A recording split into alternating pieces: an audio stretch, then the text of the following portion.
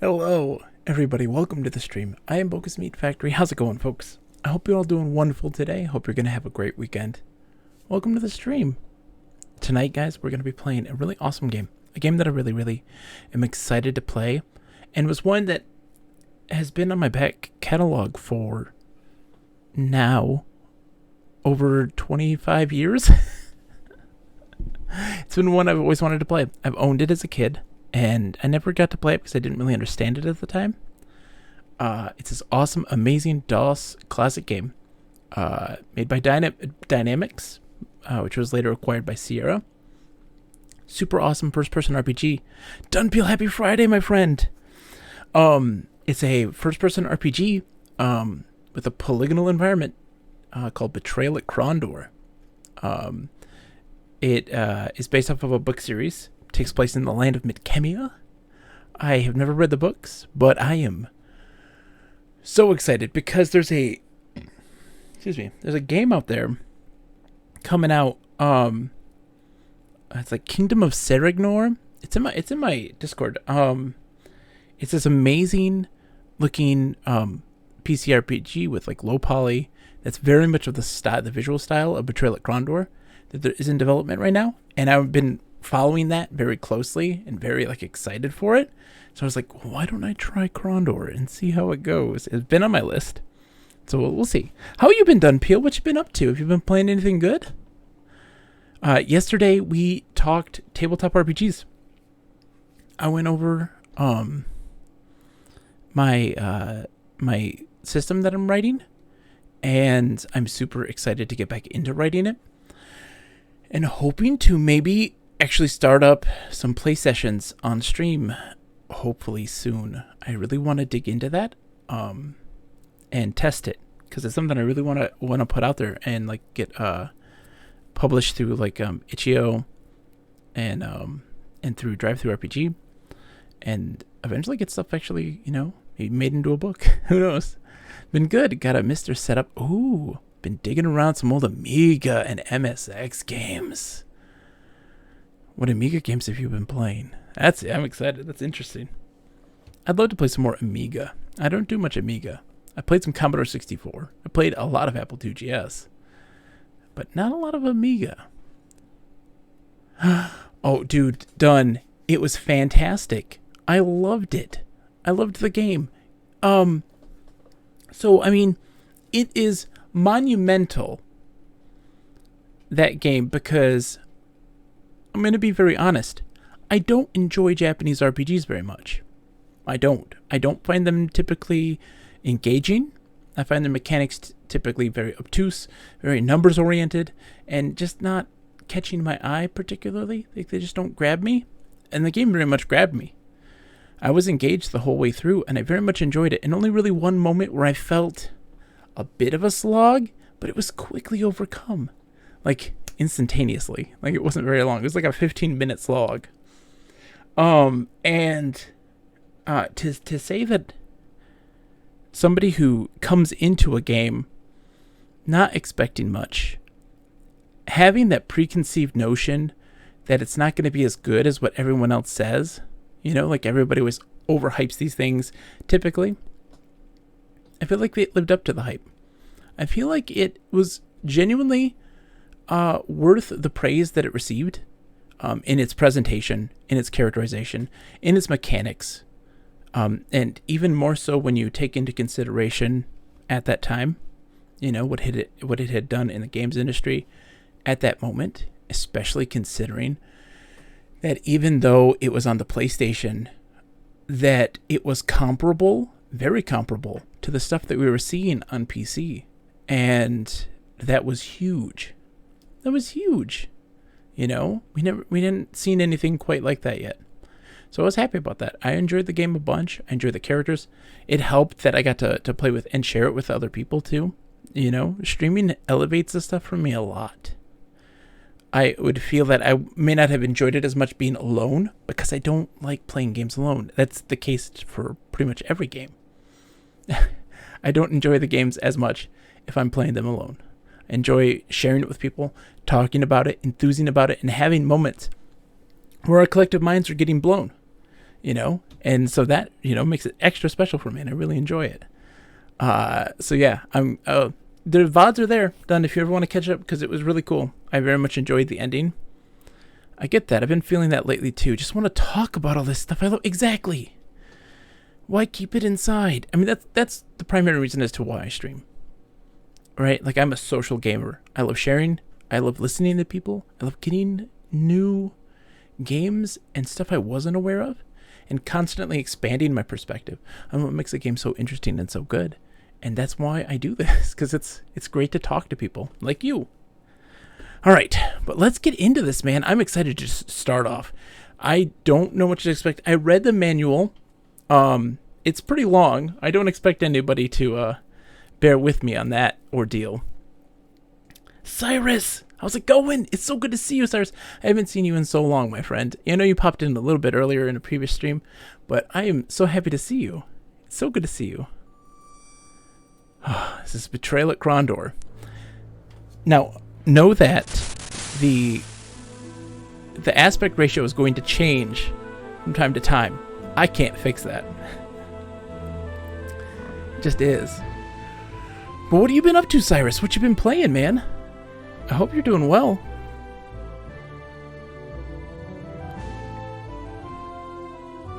Haven't been around. Work schedule. Oh, man. No, I don't blame you.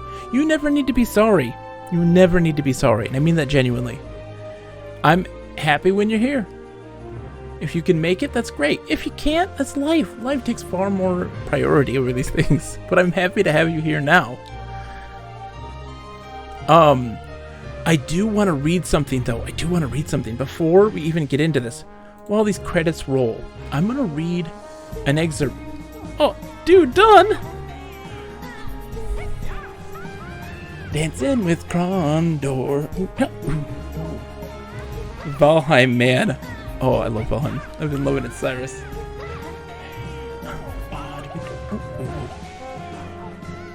I'm going to read an excerpt from Raymond E. Feist. Bah! This weird amalgamation of music and is causing a cacophony. This is from Raymond E. Feist, the author of the book series that this game is based off of, because I think it's very poignant.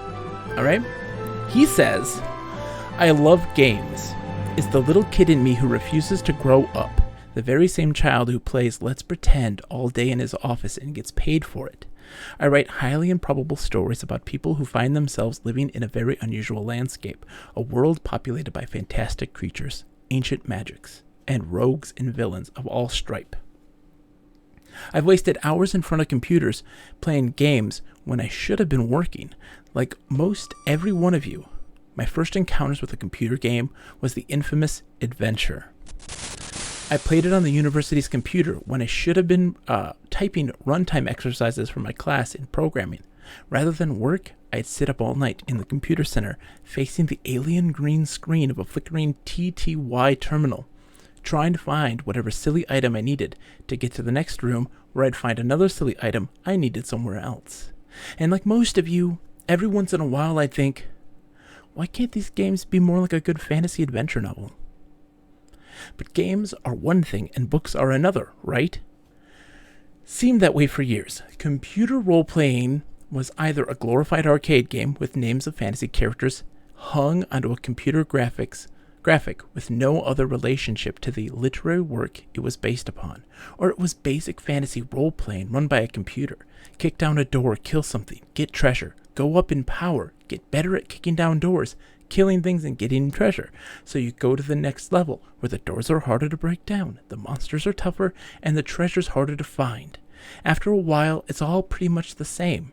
Then, over the last few years, some folks introduced problem solving. Sure, you still had to kill a lot of ugly buglies to get the Wand of Chaos, but once you got it, you could defeat the evil wizard, Warpface, and save the kingdom.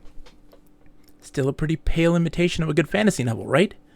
So then folks added more colorful graphics, pretty pictures, and sound and animation, and it's still pretty basic stuff for the most part. By their nature, books and games ask you to do two different things. A book asks you to fasten your seatbelt while the author takes you for a ride. A game asks you to participate and make decisions. Given the nature of computers today, no matter how fast they evolve, there's still a limit to the amount of information you can put in a computer on your desktop.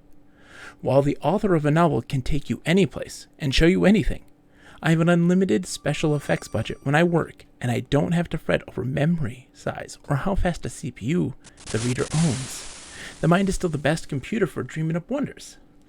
So when John Cutter and the folks at Dynamics said they wanted to design a game that felt like one of our books, I said, right, with a knowing wink and a nod.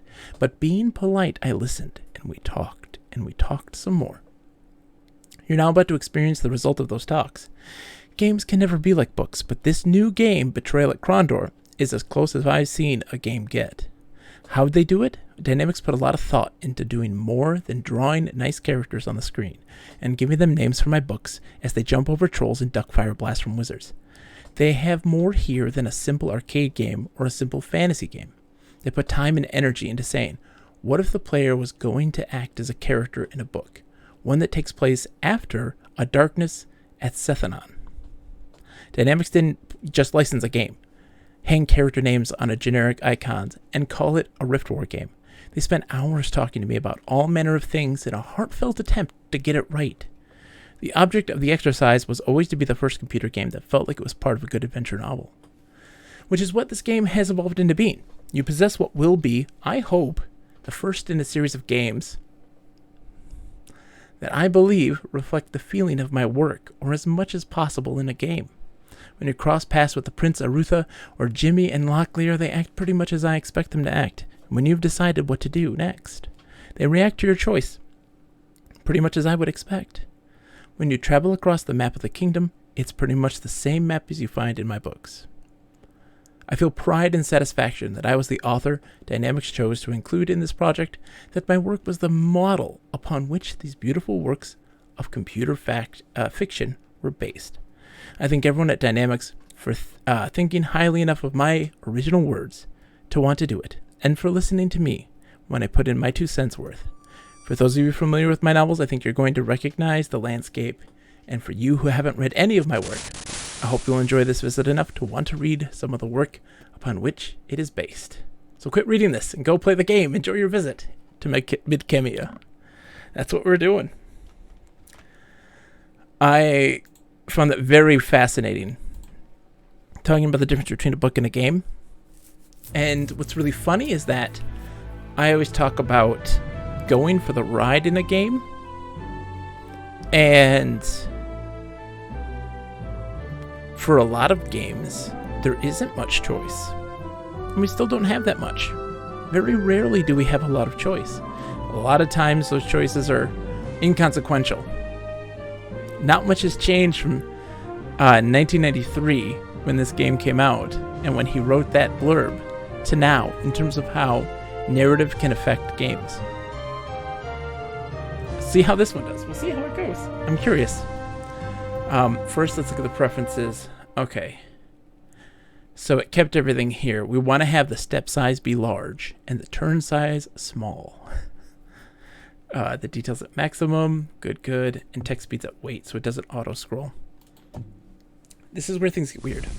Chapter 1, Into a Dark Night. Blood-soaked rags collected at the boy's feet. One by one he tended the wincing soldier's purple wounds, stitched, salved, bandaged, did what little he could in the leaping golden halo of firelight. Fortunately for his roadside patient, he could do more than most. Fingers slick with alum ointment, he worked fervently to tie off a catgut cord, then brushed the injury with a light touch that to the untrained eye would seem only a friendly pat. Others would recognize the telltale hand gesture as a magical ward against infection. Done, Owen sighed, wiping his hand in a rust-colored cloth. No guarantees, though. The stitches may hold all the weight of Lamut, but then again, push too hard and you could be bleeding like a stuck pig in Midsummer's. You did fine, Signor Locklear replied. You didn't miss anything, Sakura. I just read an opening blurb from the author. You didn't miss anything, Sakura. Don't worry. We literally just started reading. You did fine, Signor Locklear replied, smiling approval before rolling down his sleeve. It'll scar, but it's good for a noble's reputation. Lets the kingdom folk know he isn't resting on his laurels, and it impresses the ladies. I'll be sure to look you up in Tyburn if I need stitching up again. The boy accepted the compliment with a humble nod while he packaged away the rest of his medical supplies. His thoughts focused instead on a third man who slumped in the shadows across from them. Despite the manacles that bound the stranger's hands and the distance that separated them, the boy felt dreadfully exposed, his avenues of escape limited. Should Locklear's elven-looking prisoner decide to liberate himself? What did he do? Owen whispered, jerking his head toward the man. Gorath? Let's just say that he had the disadvantage of being at the wrong place at the wrong time, Locklear said cautiously. He snatched a greenish apple out of his knapsack, offering one to Owen. I have to take him to Krondor. Did he kill someone? Owen asked. No. He attacked you? The senior wiped apple juice from his mouth, shook his head. No, not exactly. Well, who cut you up then? Before Locklear could reply. Lip, you're here.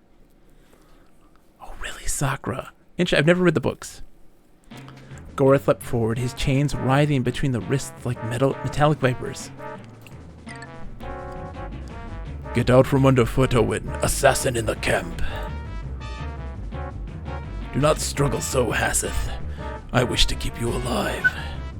But be glad I do not. The goddess of death will show you greater mercy.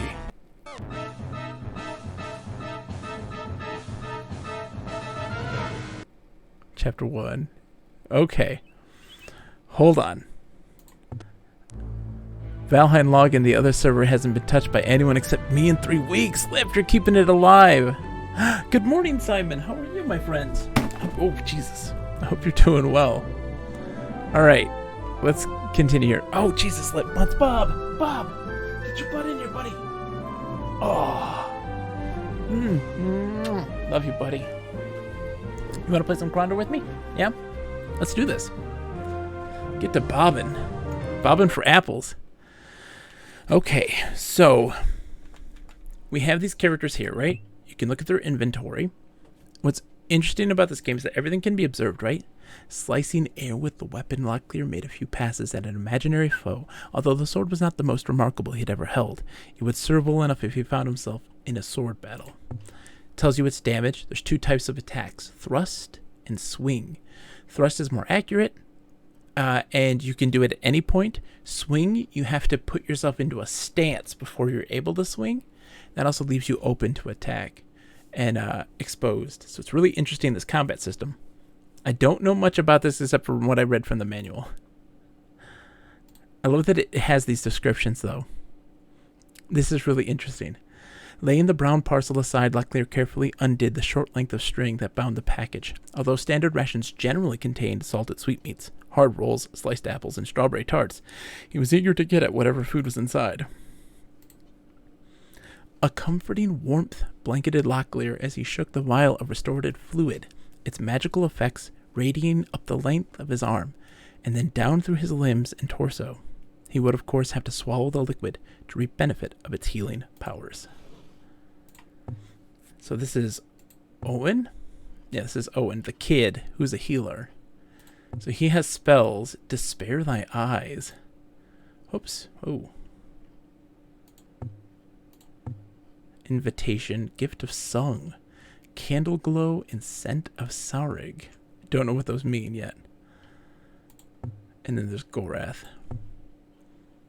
So he has a staff. While his woodworking skills wouldn't give his rivals reason to quit their profession, the crafter's staffmanship was exceptional. From the bole of a yew tree, he had fashioned a staff which looked as if it would be could be used magically as well as a fighting weapon. Yep. Okay. He has a potent medicinal aroma wafted from the herbal pack as Owen looked it over. Without opening it up, he was certain it contained the standard materials: alum and healer's alcohol. While it couldn't help regain lost strength, it would go a long way to increase the rate at which he healed. He plucked at the torch's oil-soaked wrappings. Although the rags were heavy with the scent of kerosene, he had no way to be certain how long the torch would last once lit.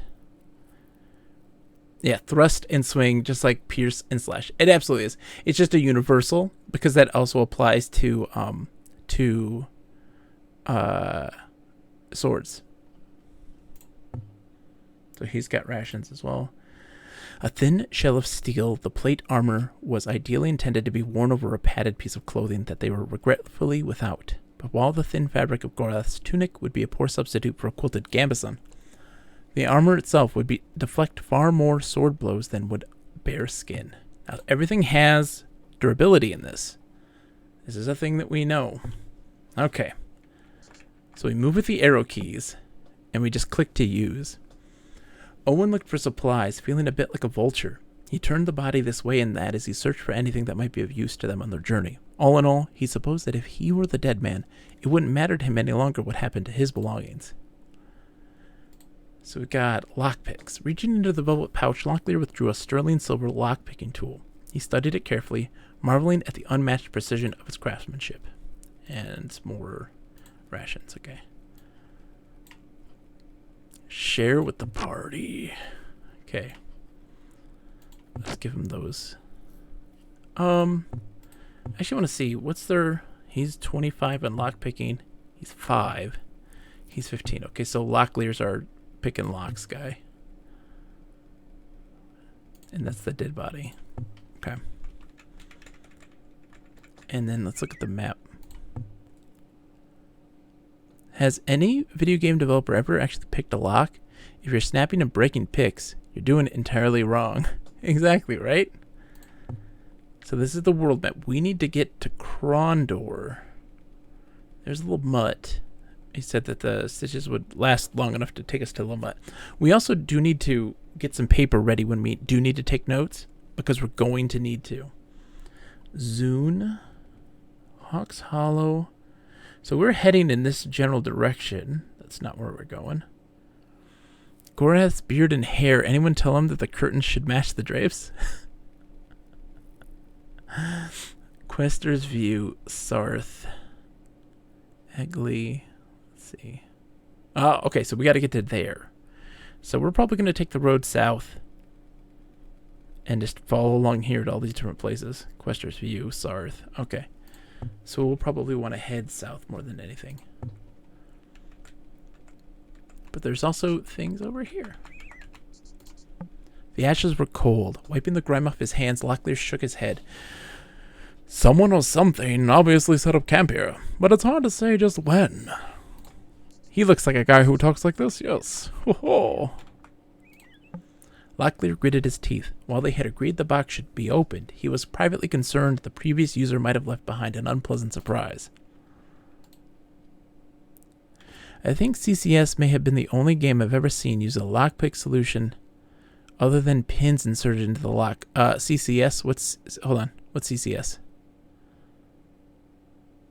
Oh, they do. That's just a disguise. False hair in reality is completely 100% bald. Commanding less buying power coin for coin than golden sovereigns, the silver pieces would still be a welcome addition to their collective wealth. Granted, their task was not to become rich, but the financial capacity to avoid starvation or death by exposure was uppermost in his thoughts. Okay. So we just got to... Gorath seemed distant, though the Moradel warrior didn't appear grieved about killing the assassin that had followed them from the Northlands. His eyes had a baleful look in them that seemed something between hatred and rage. Several times he glanced back at the corpse that lay behind them in the dust, his thoughts unguessable from his expression. Do you wish to bury him? We could do that. It is not our way. I simply am somewhat disturbed that he should come after me. He was a kinsman. There are other things that trouble me as well. Delacon's assistants are slow, but not altogether stupid. Another like Hasseth, and you'll only have my corpse to drag before your Prince Arutha. Maxwell's it's on the list, my friend. Maxwell's Betrayal at Krondor is on the list. And welcome, by the way. Callahan's Crosstime Saloon, in which you used a card to shimmy the lock. Oh, yes, there we go. Callahan's Crosstime Saloon. Yes, Lip. I love them too. I'm sorry you didn't get off that easy. As long as you are under my command, you are forbidden to die, Moradel. I've gone too far, too much trouble keeping you alive to bury you now. It's time that we took the chains off of you. It'll be far easier for you to defend yourself if your hands are free to swing a sword again. Raise! Dejin Baines, thank you for the follow, my friend. Hello and welcome to the stream. I'm Bogus Meat Factory. I'm a lover of all games. New, old, you name it, I play it. A massive love for old PC games. And I played a lot of games in my 35 years, but beaten very few. So I'm not also in a major attempt to try to do so. You're more than welcome to sit down, have yourself a cup of coffee, man, and enjoy the stream. Bob says hi. He says hi. How's it going, Raze? It's good to see you. One could accidentally break a credit card if they tried that with too much force. I'd accept credit cards being expended over lockpicks. Old PC games are indeed awesome. You're not just gonna set him free, are you? I thought you said he was your prisoner.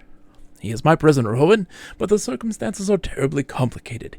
Even if he chose to sneak off, he'd be lucky to make it to the next town alive. This is the third such assassin we've run into since we left the Northlands, and I have a feeling that Mo will be waiting for us. He'll be much safer with me, and I with him. As the boy would be if he were to whisper the wrong word in the wrong ear. He could easily be the death of us.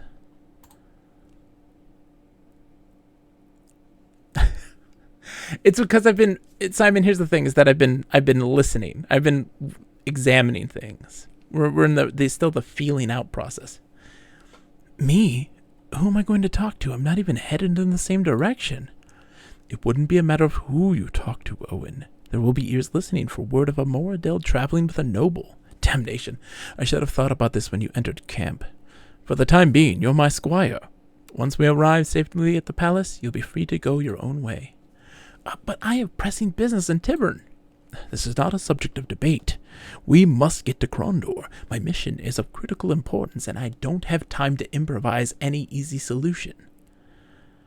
The only other possible option would be to slit your throat and leave you dying. I have absolutely no desire to do that.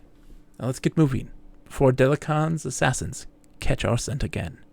They'll likely come looking when Hassett doesn't return from his mission. Old PC games. Any of the Sierra games? Oh, Digit Banes. Sierra is my... Oh, I grew up with Sierra. Space Quest 2 was my very first computer game on my Apple IIgs way back in the day. Taught me to read, type, spell.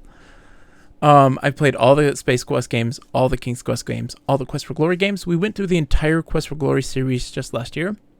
I played all the police quests. I've played all the Gabriel Knights. You know, like, I love them all. I'm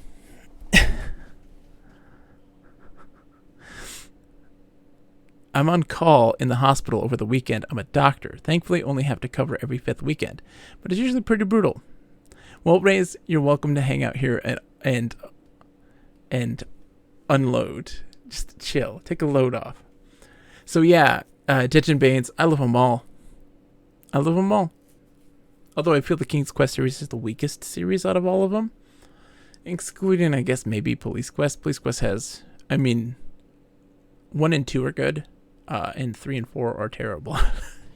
Sorry. We're supposed to be playing this game. You got me jabbering on. Okay, so we're back on the road here. Right, and we're headed south.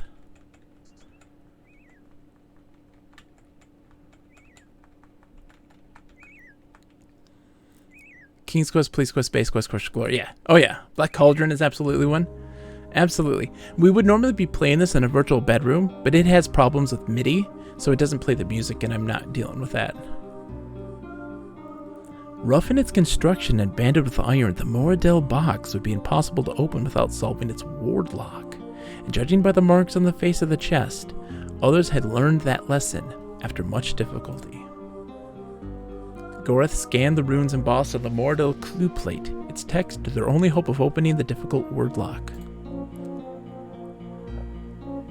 Prince Arutha from his lofty perch will find our troops without a search. His men will fall, his castle too, and then what will Prince Arutha do? This is spoiled in the manual, so I know this answer. It is, he will die. The chest thumped, satisfied the magical locks had released. Owen tipped open the large wooden lid. Alright, so we gotta give armor to this little guy, because he doesn't have anything. And I will give him this. I think he has a sword already. But in case it goes down, because I can't give a sword to him. He has to have a staff, because he's a spellcaster. Yep, Red Baron. Oh yeah, Red Baron. They made a lot of stuff. Sierra made a bunch, man. So yeah, he's got armor now. Whoops. He's got armor there and a staff. He's got armor and his sword, and armor and sword. These stuff wears down. I definitely agree with King's Quest being the weakest of the Sierra games. I definitely feel that its logic can be a bit of a stretch. Absolutely. I do feel like it gets a pass in its design, because it's tried to create this fairy tale like feeling. But I do feel like it's much more of the akin to something like Zork for text adventures. That the puzzles are more obtuse, and it's a lot of collecting random objects without much context as to their purpose and point. Whereas something like Quest for Glory is very intentional and very meticulous in its design. Very good. My favorite of these Sierras. And then maybe Gabriel Knight's a close second. It wasn't the pioneer of the term moon logic for being straightforward. Exactly. Yeah, King's Quest is not bad. I want to stress. It is not bad. It is just very... It is very... Hold on. It was very...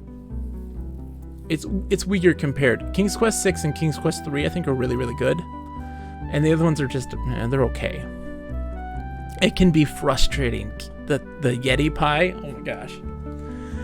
Someone was calling. Recognizing the lilt of the young voice, Owen turned and looked back down the road.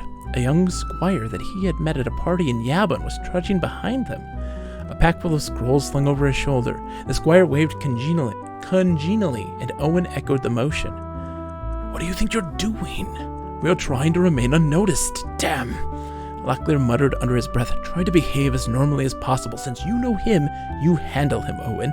And remember, Gorath's name is... Thorgath. Owen finished irritated. I'm not a child, you know. Locklear whispered. That remains to be seen. Maxwell says, man, I spent so much time playing Betrayal at Krondor and never actually got past the first chapter, whatever they call the segments of the game. Maxwell's, I couldn't understand this game as a kid. My brothers got far, but I never got to really play it very much.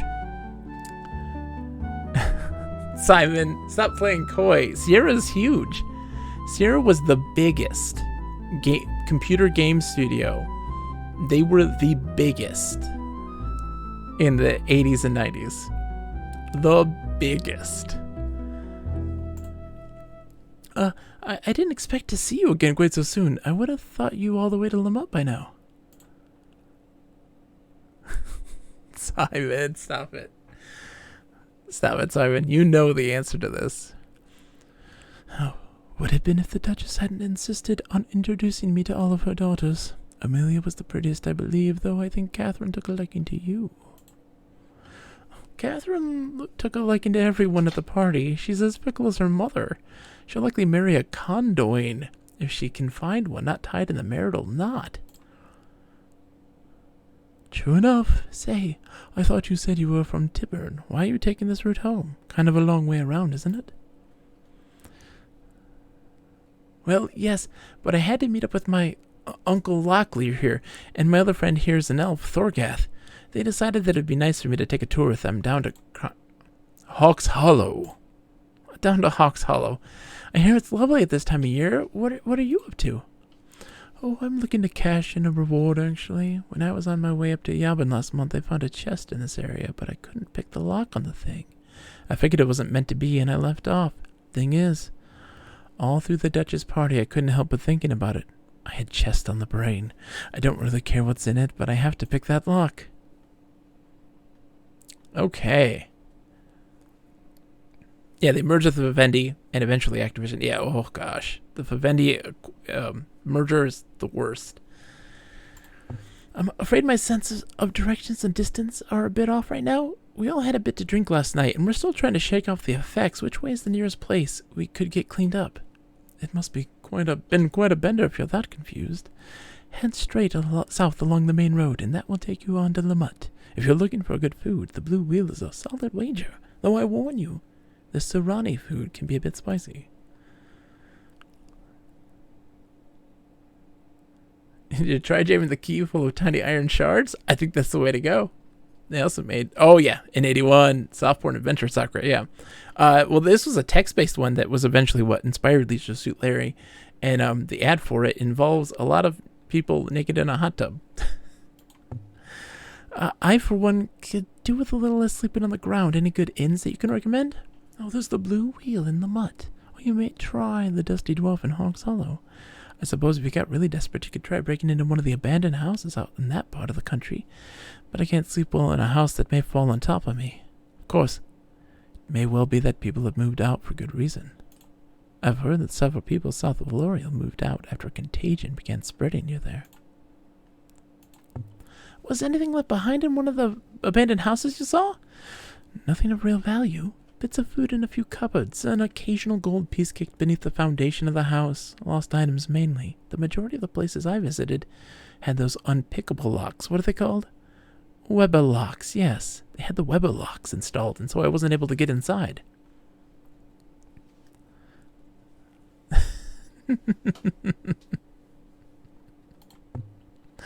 I know, Simon. I know you're teasing. I'm not certain, but I think I may have mislaid a very valuable belonging of mine. I shouldn't worry about it. Depending on where you lost it, the chances are good it will still be there. Bye. Tried to eat the lady who was renting the apartment above Lefty's. She turned into a monster and ate me. Oh my goodness. Something has been buried under the dirt. The hole's not big enough to put a man in, so it's safe to assume it isn't a grave, Locklear said. Might be a secret cache of food and supplies. Let's take a look. Okay. Yep, it's good ration still. What is this? Aventurine. Uncorking the mouth of the oilskin, Owen poured out a small portion of the gold-flecked liqueur into his palm and examined it. Named after a type of impure brown glass common in Rilanen, it was an ideal resin to use on a crossbow strings when they began to lose their cohesiveness. Okay, so that's for fixing up crossbows. Yes, I read the manual, Maxels, before I did this. Ooh, Caesar Pharaoh. Those series were great too. They're and I'm very glad that that they did a great job with a lot of strategy stuff. They made some really good stuff. I guess it's a way marker. Gorath says, Lamut.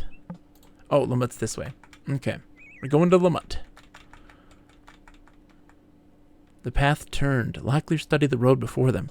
Saw it slithered into the distance like a giant snake before descending, eventually into a large town. Lamut, Gorath said. Do you think we should go in for supplies? Yes. Oh, we're going right in.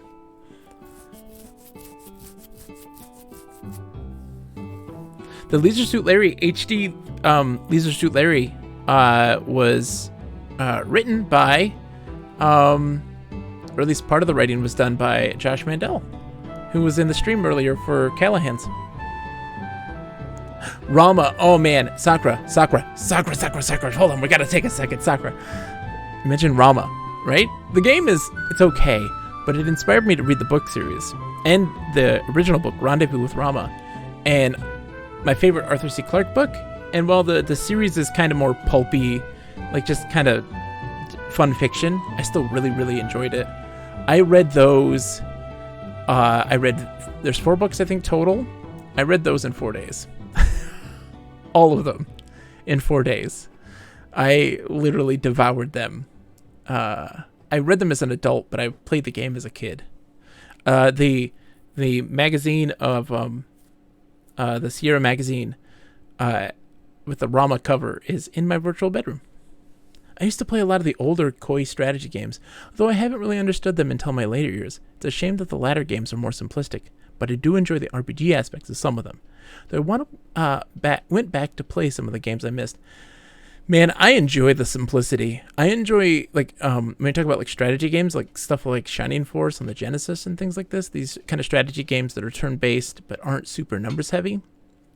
I have a tough time crunching the numbers. It's just not for me. I just very much enjoy understanding the mechanics easily and just getting right in. Nobody ever touched water margin in years. What is water margin? Tell me of water margin. Sorry, Lamut. In many ways, the town looked like something created on an alcoholic binge. Rude dwarven shacks smashed up against delicate elven shops, while weird Surani taverns grew from a press of kingdom-style dwellings. A sign outside the city gate had summed it up well. All who visit Lamut are equal, for all in Lamut are equally queer. Trash boy! Woo! Trash love boy! Wait, that sounds weird. Lamut, loosely translated, means dog of questionable heritage. Lamut. All right, let's see. So the shop. Let's see. Enter up there, the inn. Okay, so let's go to the shop first. The Fletcher's post had been constructed with elven sensibilities within and without. Little, if anything, had been used in a manner that could be called scurrilous, and certainly nothing was merely decorative. Along the walls, the shop's array of arrows and other archery goods were finely displayed, and each thing seemed precisely in its place. I'm stoked, man, because I've never played this. All right. So we have 20 silver. We can't buy anything here. But they have bows and such.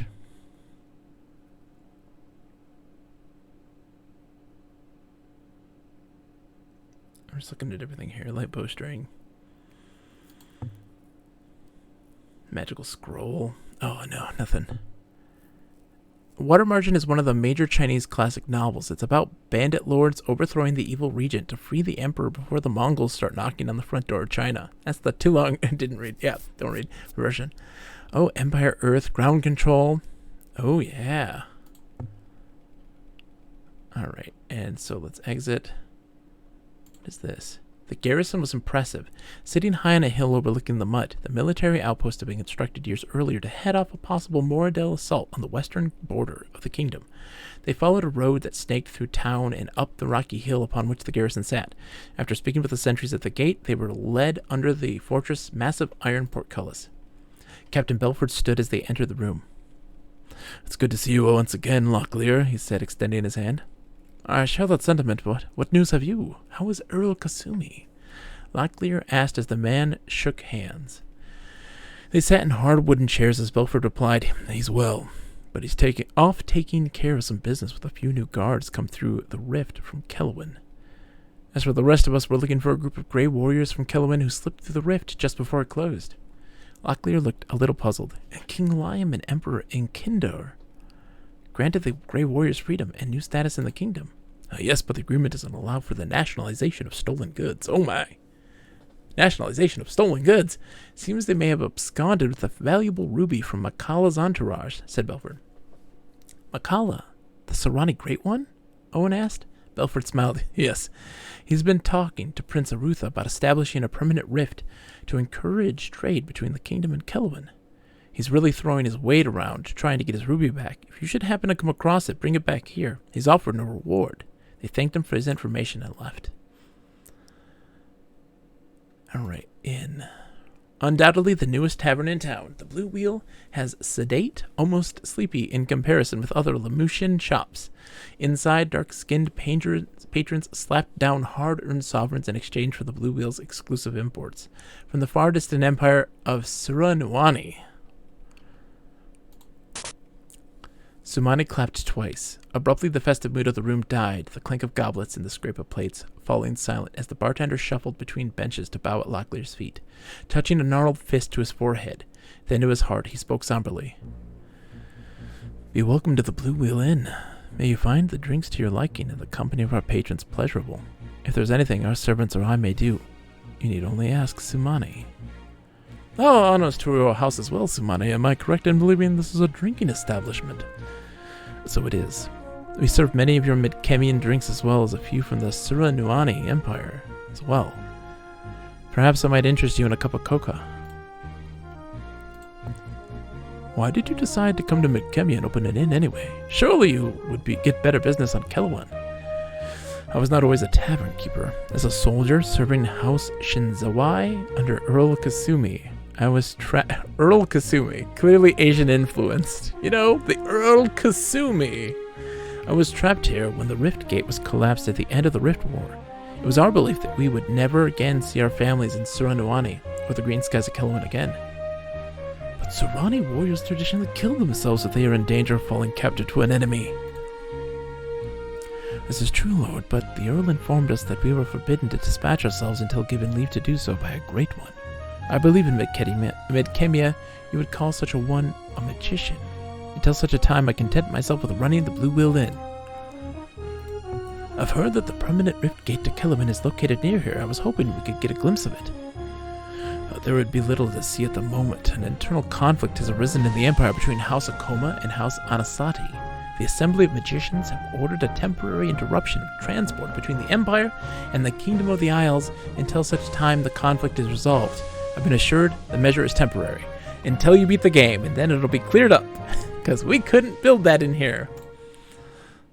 "You said you were a soldier with the Serani forces. Would you be interested in teaching us some of your combat techniques?" "It would be my honor, Lord, but I will require a small fee for my service. If my armor were to be damaged, I'd be ill-prepared otherwise to pay for its repair." 75 sovereigns would cover any potential harm. Is this fee acceptable?" "Yes."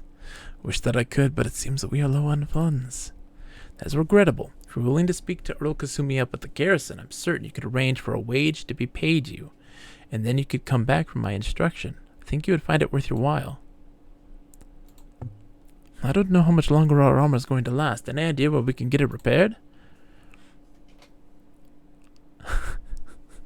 As linear as Final Fantasy 13. It opens up, Simon. We just started the game. We just started. "Well, it's a good thing Locklear's done the homework. I don't think Mage Boy is going to be much help." "I know, right?" "If your armor was the same as mine, I would suggest trying the garrison, but kingdom armor is made in a different way. I would think perhaps the dwarves in the Macmordain Kodal would be of assistance. I understand from speaking to Dubal that the small ones are gifted when it comes to the manufacture of weapons and armor." "We were up at the garrison earlier, and they told us that a group of Grey Warriors stole a pair of rubies. Are the Grey Warriors some kind of special armed forces of Kelowin?" "Special, yes, but not in the way you imagine. The Grey Warriors are men without honor, men whose houses have been destroyed by an opponent house. Such men must live off the land until they die, though I've heard that Mara of the Akoma has accepted many such men into her estate. Others have learned they may be granted freedom if they can reach the kingdom. Many die trying. Where would such men go once they got here? Away from Lamont, wherever they might go, though the members of the garrison here are bound by kingdom law, many of the soldiers still live by Serani custom, as I do. It's not easy to fight our feelings about the Grey Ones. If indeed these Grey Warriors have stolen rubies, I suggest you seek out a man with a tainted honor, Kiefer Alice Cook, in the town of L'Oreal. He's a gem merchant there, out of his home. Okay, where was that? I get the feeling this ruby theft isn't an isolated incident. You listen between my words. This is the 6th such theft in the past year. Twice gems have been stolen. Near the assembly of magicians from Great One Makala's entourage. That would be no simple feat to accomplish, even for a master thief. Whoever it is that is responsible, he must fear little if he doesn't fear the wrath of a Great One. Dude, Isaac, how's it going, man? I would take care of following this thief, friend. I sense he's very dangerous. Thank you for your services, Sumani. You have a wonderful establishment. It's very Serani. Your patronage honors us. Goodbye. I promise if I'm ever in the mutt again, I'll be sure to drop in for a bit of something to eat. Wow, lots of people. Ooh, who's this guy? Locklear cleared his throat. Glancing up from the business of cleaning his fingernails with a boot knife, the man regarded them frostily, motioning with the tip of his knife for them to quickly make their business known. It's a very nice knife, Keshin, isn't it? Commented carefully. Where did you chance to purchase it? The man smiled, showing uneven brown teeth. Who said I bought it?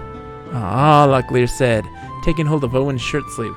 Well, I think my companion here promised me a drink before we come in, and I think it's well nigh time I collected on it. Good day to you. Perhaps we can speak again. Dude, Toker's getting married at the end of the month. That is so good to hear, dude. That's awesome. Can't be a coincidence that gems are disappearing and there's a gem merchant is on the shadier side. I know, right? The dwarf drew on his pipe. Languid smoke. Sorry, Maxwell's also says, you can wander endlessly in this game and do basically whatever you want, which is why I never actually got past the first chapter of the story. It's true. I also hear that as the chapters progress, things happen in all the towns. Events change. So quests and things like this happen, and based on if you do them or not.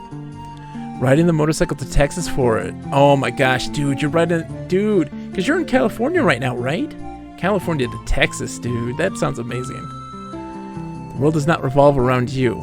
Sakura is correct. That's going to be awesome, dude. A motorcycle ride halfway across the country. That's going to be spectacular. And you're going through like the beautiful portions of the country.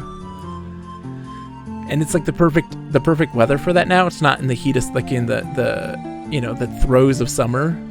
That'll be amazing. Gotta take pictures. Take tons of pictures, dude, and show it off, because I'd love to see it. The dwarf drew on his pipe.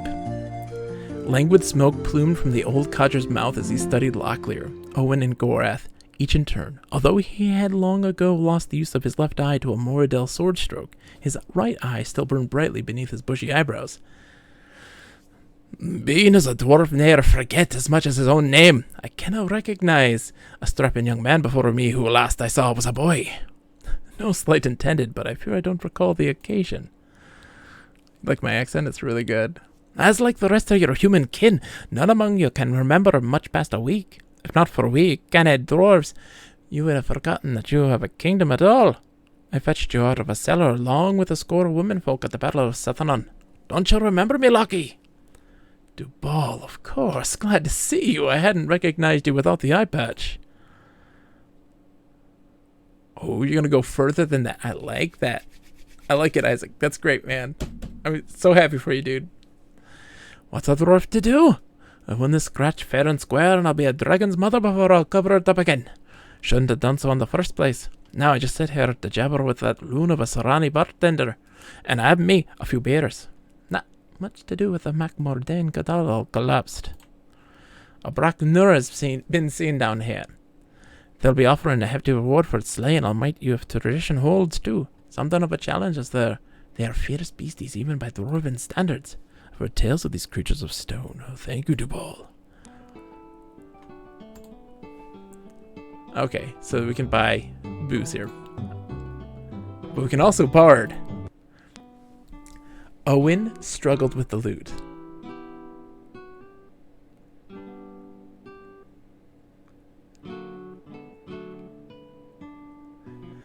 As soon as he had begun to play, he felt he was not so much playing a song as he was wrestling a beast 100 times his size.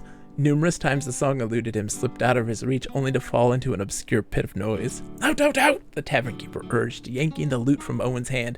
Be glad this crowd isn't in a worse mood. Give them time to calm down, and then you can come back, but only if you're coming back for food. So there's the inn. We did the shop. Let's see. Okay, so that's the same. Okay. Dude, Cannoli! It's good to see you, man. It's good to see you. How are you, my friend? Okay, so we've learned that... Can look at the world map. L'Oreal is where the gem collector is. So part of me wants to try to go there. Let's save the game first. How betrayed are you by Krondor? So betrayed right now. I think this is the game I played and got nowhere with as a kid. I'm in the same exact boat as you. Taking a detour. Because we are taking a detour. We're going to go...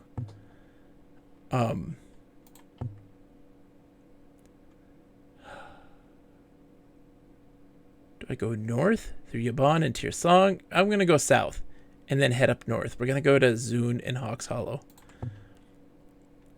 We're going to find some riddle chests. Because guess what, folks? Krondor doesn't betray you. You are betrayed there. It'll be fun to crowdsource the riddles. I know. Everybody's like, hey, we had so much fun with Callahan's. Let's do this. Ooh, hello. The Mordell warriors hadn't noticed them. It's anybody's guess whether he's out to kill us or is just taking a stroll somewhere. Locklear said, probably best if we try to avoid him. It's an assassin. Tater's precious. The assassin was a mercenary. Locklear could tell by the hardened set of the Mordell warrior's face that he hadn't hunted them down to avenge a wrong done him, hadn't chased them to collect a debt. He'd come because the coin had been on the right color and in the right amount, and for that price, win or lose, he could fight them to the death. Okay. So we're opening up the graph so we can see movement spaces and such. Allows the current character to inspect an enemy. I want to inspect.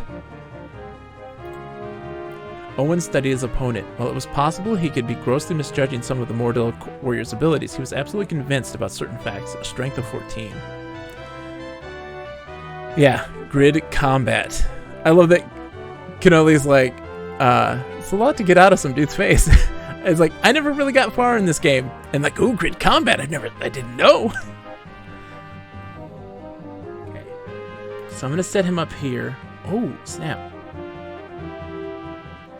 Hold on. So this is... And there's auto combat. Cause the entire party to attempt a strategic retreat. Allows the character to defend for one turn. Cause the current character to rest for a round. Okay, so if he moves here, I'm going to have him move actually up here. And now he can attack. Oh no, what? Okay, so he can use magic. Oh no. So it doesn't even tell you. Oh my goodness. I think you can move and attack. You want the yellow... Oh! I see. So like that.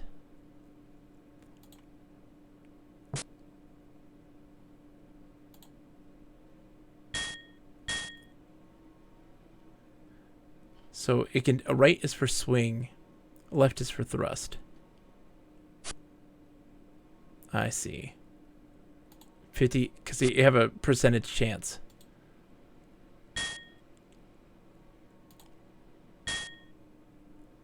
There we go. wired Krondor in the brain a while back. It's part of my reading about the history of RPGs. This is in Midkemia, Raymond Face settings. Correct, Cannoli, correct. He comes with multiple spells, actually. He comes with multiple spells. I think he's dead, Gorath said, eyeing the Mordell warrior's corpse. Thinking only made it worse. Setting aside his reservations about pilfering the fallen, he decides he would take what the goddess of luck had given him. However immoral he might feel about it, he was certain his stomach would quickly assuage his guilt if he found a bit of food to eat. Yeah, we need to take everything.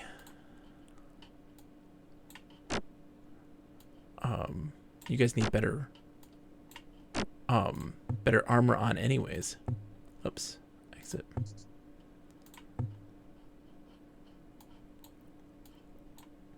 There. Our weapons are doing good in that department. Okay. So we're going to go south to the next town.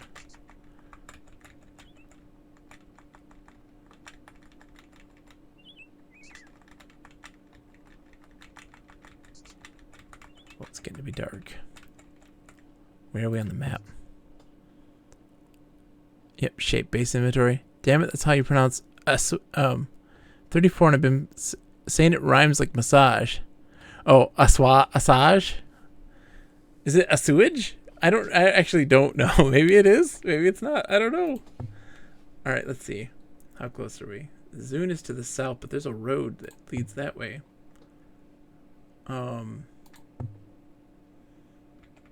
boy, it's so dark now I can't even see.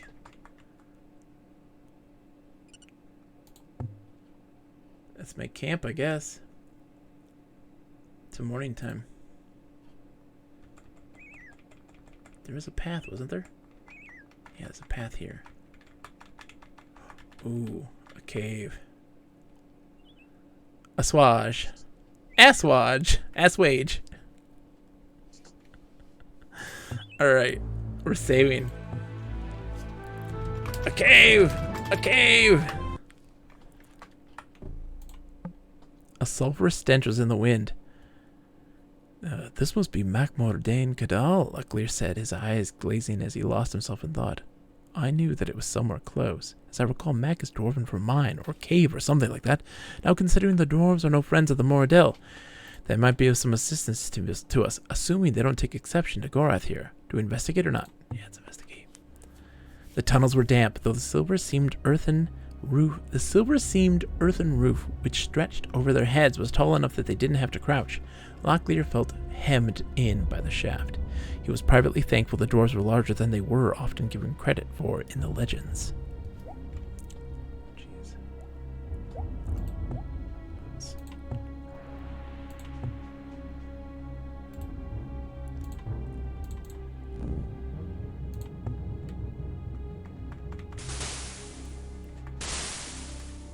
What's happening? Sparks rocketed down the corridor, slamming Owen flat against the mine shaft walls. Locklear narrowly leapt for cover himself as something skidded along the rocky floor. Abruptly, the glowing cone of fire winked out of existence as it collided with an unseen wall. After several long heartbeats, the senior peeled himself away from the wall, just in time to meet the gaze of a short tree stump of a man. Oh. Bloody awful hammer! You best have a demon in your bones. You have to take a whack at killing the beastie, have you not? Beastie? Beastie, aye! Half a week ago we heard something fierce a-by in the mine. Terrible cold, like. Of course, a dwarf knows the sound instant whether he's heard it before or not. Braknur! Curse of every hole delver, since first dwarves took up hammers. I've never heard of them. No one in quite a while, laddie. There hasn't been a Braknur in the upper mines for well on since DeLong the Great laid claim to the kingdom of the Isles. We thought we'd lay low, the lot of them, but the kobolds are stirring them up in their quest. Kobolds? Your folk call them gnomes. They used to worship a dragon, what lived down here, but when the dragon disappeared, they thought the dwarven folk hid him away. Every now and again, the leader Fade here takes a notion to undertake a holy quest to find him. This time, they must have woke up a clutch of Braknur. Now the Nur have collapsed the main passage and killed 30 of our kin. A reward to whomever can do it in. If you have a mind and have the spirit, that is. I'm not saying you're interested in killing your we're interested in killing your Braknur, but if we were looking for it, what would it be like? Again, you're right, they made of stone, the living rock they are. From out their nostrils they breathe a green mist, but I'd be wary of getting too close to look, for they'll drop a boulder on your head, sure enough. We've already had a few bravos what's come in to try a hand at killing the beastie, but there's not much they've been able to do themselves beyond get themselves so mangled they need the help of a temple. I'd be as wary of them, though, as I would be of the beastie. They, none of them, want else but then to claim the gold that they've offered in the creature slain. Ah, Fournier, how are you doing today, man? It's good to see you. Temples. The way things have been for us recently, perhaps we would do well to seek a little help with the temples as well. Where are the closest ones? My dwarves don't much dawdle outside of the great towers or Stone Mountain, but as I can, there's a temple of Killian betwixt Zun and Hawk's Hollow. I think there also might be a temple of Bishop here close, but I can't recall exactly where that would be. The barkeep at the Blue Wheel Inn at Lamont suggested you might be able to repair our armor. If we weren't digging ourselves out of the pretty mess, we could do something for you, but we're all tied up to a man. Pardon me saying so, but my problem's a bit more pressing than dealing with dented armor. You might try a hermit what lives near Ox Hollow. He's gained something of a reputation for himself over the past few years. If we can't repair our armor, do you at least think you could do something about our swords? I hate to be difficult, but we're really in a crucial situation. Are you deaf, laddie? I told you before, we haven't the time to be repairing things at the moment. We're in a crucial situation ourselves, if you haven't noticed. We would be willing to pay you. I'm sure you would. Just as sure as I know the dwarves below would be willing to pay to get out from under the rock. It's a question of time. Time! But, look, if I show you a trick to sharpening your swords, will you promise not to be bothering anyone else in the mine? I think I can turn a handful of sovereigns to advantage in the muck, and I are a few strong backs. You have my word of honor. I don't have the money for that. I didn't have a lesson in mind at the moment. Okay, so that's it. Thank you for your time, Nudur. I hope you can get things straightened out down here. We'll be fine as soon as we're through some of this rock and the Braknurs laid low. Yeah, kind of keep us down. I didn't think so. Perhaps we'll meet again. All right, let's go. Let's do this. Oops.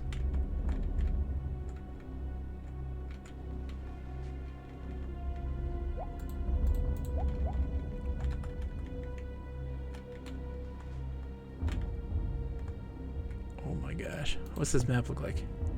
Okay, so this is like a real dungeon.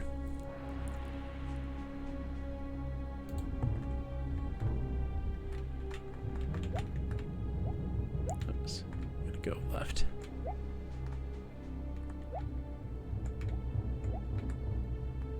I might actually change the turn radius right now. Large.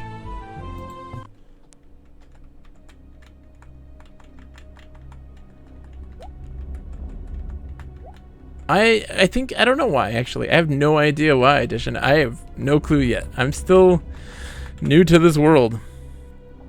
It's locked tight. I think we should take a shot at opening it up. Yes. I can try picking it, but I don't guarantee success by any means, he said, slipping up with a pouch of picklocks. This lock seems complicated. A peasant's key. So small it seemed he could snap it between his fingers. The peasant's key was made of a tarnished copper, its color giving away its simple origin. The rough flashing that remained around the edges of the key further suggested the key had only been one of several 100 keys made. I don't think that fits that lock.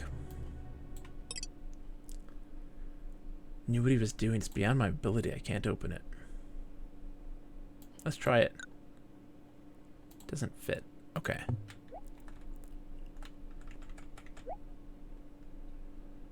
If you want to min-max, you can select skills you're using before doing this. Like, what do you mean, actually? I would love to know. Like... Oh. I see. So click on the sword. To have that auto level. Yeah, he should be able to. He has the highest lockpick skill. Okay. I see. And do I retry? There's like retry actually attempt to? Oh, see, it says, yeah. The door's too solid to listen through. Let's see.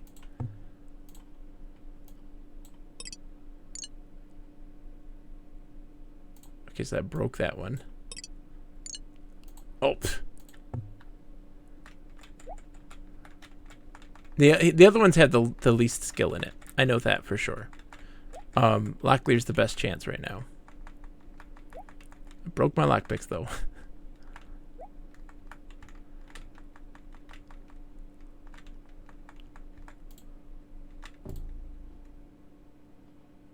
Is that a... Oh, that's not a... I thought that was a ladder. It's like, ooh, a ladder.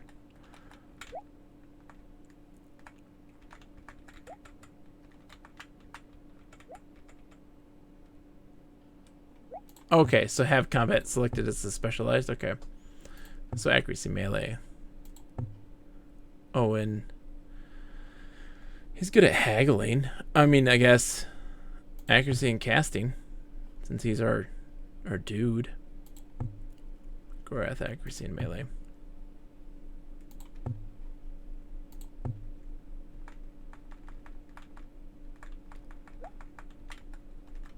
They make this seem like it's scary, and I hope that it's just like, this is the starter dungeon. This is us teaching you how to play. Oh, I'm so disoriented now. Hold on. I need to go west, yeah.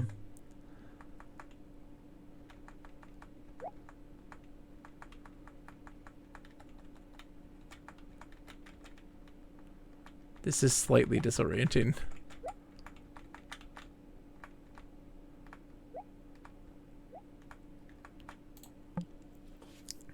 It appears to be locked. Shall we try to open it? Yes. It's like, I feel like this one's gonna open that. Yep, feeling some resistance, he applied a bit more pressure, praying he had the right key, and that the mechanism was it broke. Oh my gosh. I'm failing miserably right now. Holy smokes. The rogue hadn't noticed them. Okay. Well, I don't think we can. The enemy watched as they approached. Hold there, a hawkish-looking man said, holding up a palm tattooed with a yellow spiral pattern. Strip off your clothing and possessions and we shall make no further business between us. Locklear scratches his chin. Must we come to blows over this? There must be another option. No, the leader grunted. I'm afraid there's not. Oh, there's a lot of people.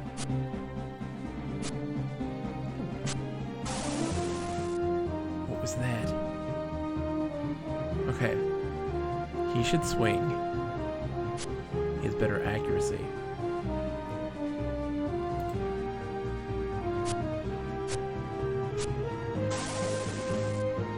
Oh no, I don't know what is happening. He must be doing a magic spell or something.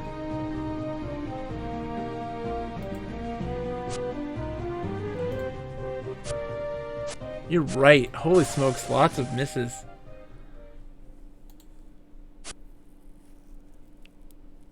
Okay.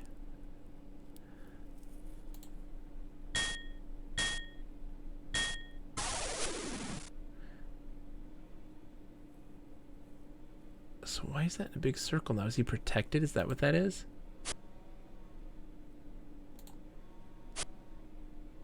We're so dead. We're not ready for this. I don't think we were ready for this at all. Oh gosh.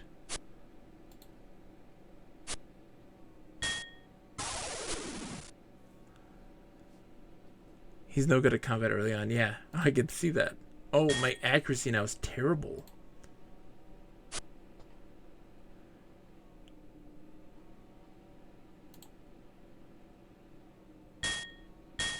Oh yeah, we can't really do much with that, I guess.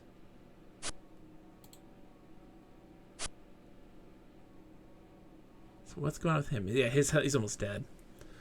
Yeah, this is a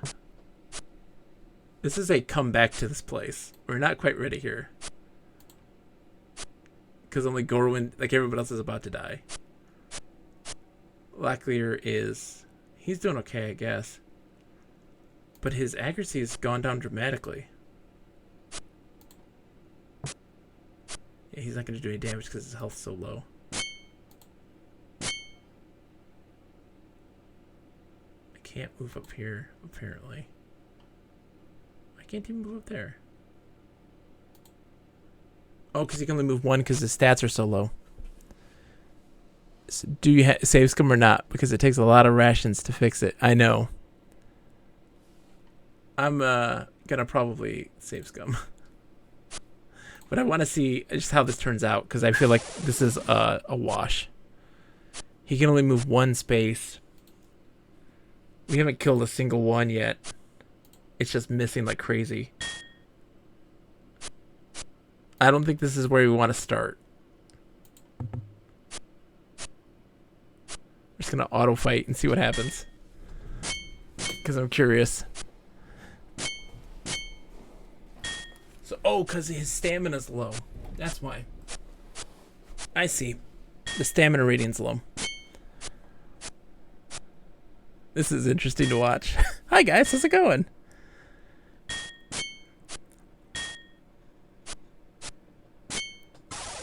It's all new here. We killed somebody.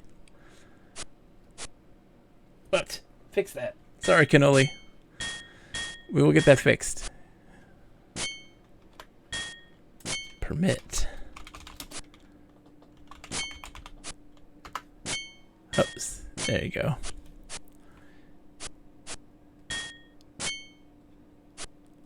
Whiff, whiff, whiff, whiff, whiff, whiff. Oh, it gets weird about that stuff. Yeah, I feel like we're definitely just not ready for this place. So we'll exit. Can we exit now? There we go. Oh, my mouse is going nuts. Why is the mouse going nuts? Mouse? Mouse. Oh no, I think I broke the mouse. I broke the game. There we go. It felt shameful for a moment he'd entertained the thought of running. Okay, yeah, we were just not. Oh, he can't abandon his friend to certain death. Okay, so we can't run now. So we do have to just let this play out.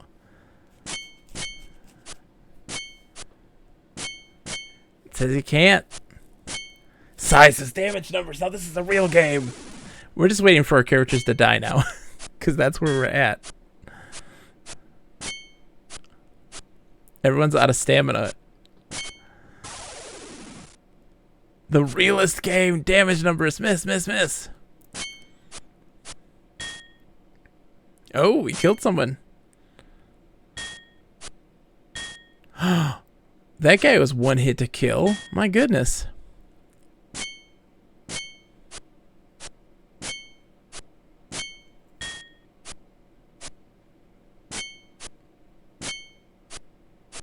The sudden power of his rage. I remember using a strategy where if you can get a hit on every enemy, their accuracy goes down, so it can be advantageous to damage everyone rather than kill. Okay. Maxwell's, you think you're 100% right. Oh, really, Sai? This was such a good game that he made a book based off of it, I believe. Several hundred arrows into a baddie. Yep. He's full of adrenaline right now. This is amazing. This reminds me of this old game whose name I can't recall. It's kind of a fantasy strategy tactics hybrid. If you got into a battle with no ranged attackers against a castle, you'd be soft locked. But if you let it autoplay, it would just compare how strong each force is and determine it that way. Oh, interesting. I'll have to look into that. I think Krondor was a place in the books. It is. That's like the capital, I think, of the kingdom. We technically won. A gasp escaped Owen's lips as he levered himself up into an upright position and looked over his wounds. I think I'll amend the plan, Owen said. My wounds are mortal. You go on without me. No one gets left behind. Luckily, shot back angrily. No one. Get your things and we'll move. We'll find a healer for you along the way who can help.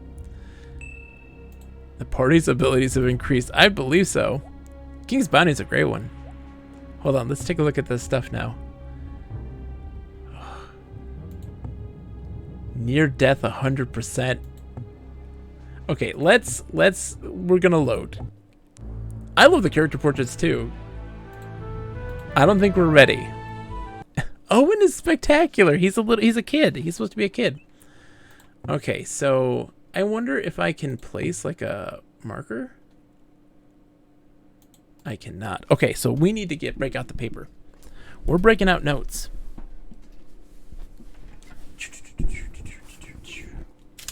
Note-taking time.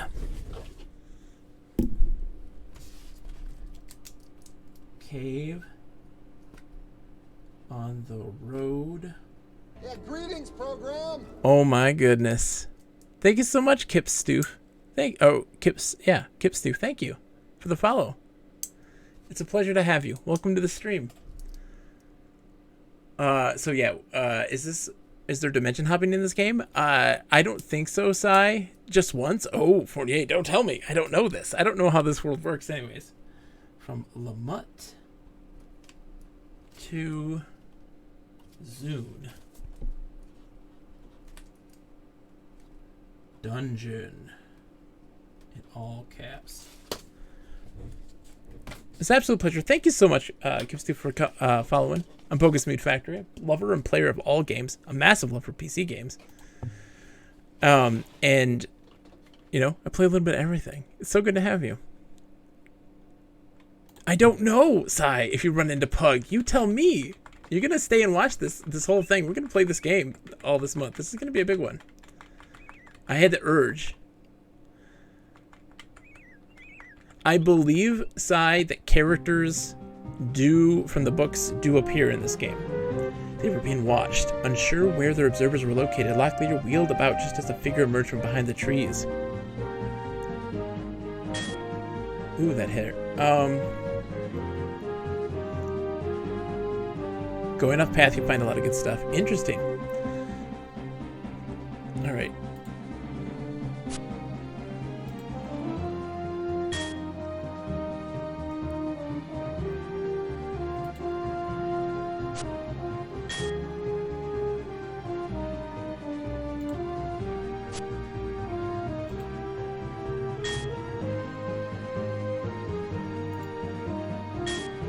Want to hit because we're affecting their stamina by hitting them, and that also affects their ability to be accurate. He's running away. Coward. Oh, the kid got a hit in.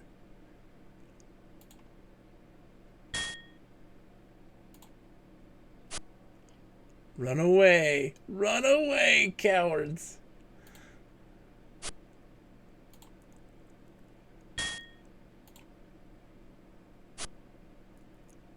He can only move one space. He can't do it. He can't escape.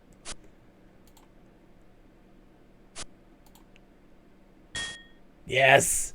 Victory! Alright.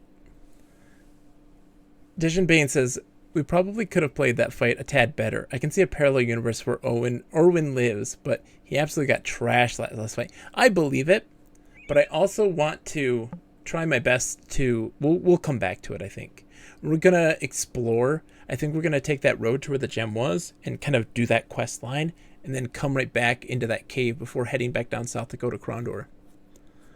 This is a great question, Max. I actually don't know the spell, so I'll have to look. Owen looking for supplies, feeling a bit like a vulture. Yeah, we've talked about vultures. Whetstone. Yep, so we can repair our stuff with that. We have 7 whetstones. That's great.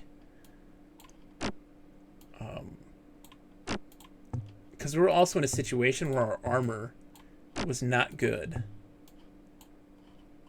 And so we definitely needed to repair it. Our armor's a lot better now, though. This game is very chatty cannoli. Gorth really needs to step it up, though. He's missing quite a few attacks he should not be missing. I know. What's up with that? Let's get melee accuracy. Let's focus on that. Accuracy. And accuracy casting. Okay. So we looked at that dude. We found that dude. We're heading this way. Ooh, look at this. Lockley rapped on the tavern door when it was apparent no one was coming to open up. Lockley shrugged. Well, it would seem the common folk have taken Prince Arutha's laws to heart. Doors only open from midday to midnight. But I suppose someone had to ensure the farmers weren't drinking when they should be in the fields. Sometimes it really takes all the fun out of life. So where are we now in this map? Is this... Oh, this might be... Yeah, this is Zune. It's very chatty, though. You're right. It's very chatty. What time is it? Okay, so in just a bit, it's going to actually be time. Yep, so their health is a little low. Or, yeah, so, but it's not that bad.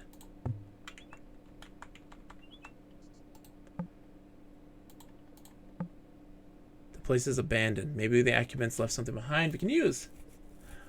Ooh, it does. Light bowstring. We'll take that. We'll take the money. Thank you very much. I'm down with it. I'm down with the advanced rendering. Knocked on the door. For a long moment, he leaned against the doorframe as he waited, positioning himself so he could listen for the sounds of any stirrings inside. When at last it was evident no one was coming, he stepped away with a shrug. Doesn't seem like anyone's about. He knocked at the door of the small wooden house, then waited patiently for someone to answer. After several seconds, a woman appeared and ushered them in. I don't have time to talk unless it's really important, sirs. I have to finish preparing some mushrooms that I picked for the shopkeeper over at Kagis. He nearly ran out of healing restoratives yesterday, and you know what they say, you can kill me, but you can't eat me. That's a strange expression, Owen said. What does it mean? To tell the truth, I don't know, the woman replied, her face brightening with a wide grin. It was something that the Baron Kevin used to say. Never could make any sense out of it. Now, if you'll excuse me, I really must be running along. They really do have a lot to say here. The door swung open. Bleary-eyed and smelling of alcohol, a 40-ish-looking man sneered at them. What do you want? He shouted out with it. We were hoping you could give us directions. Directions! Directions! The man's eyes blazed as he snared a wine bottle from the floor. I'll give you directions. Before Locklear could react, he felt the impact of the wine bottle against his skull.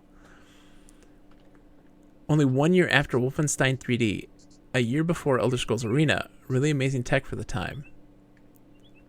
Sakanako says, play Krondor, so I don't have to. I am right now, my friend. Let's see, this is a building. Okay. The tavern keeper greeted them at the door. Guiding them inside to a cluster of tables, he produced a sheaf of papers, which had been inked with the name of various goods and drinks, above which had been written the name of the tavern, the Green Cat. Quite something, eh? The tavern keeper said in obvious admiration. It's to become the fashion in all the taverns and inns I hear. I believe the word for it is menu.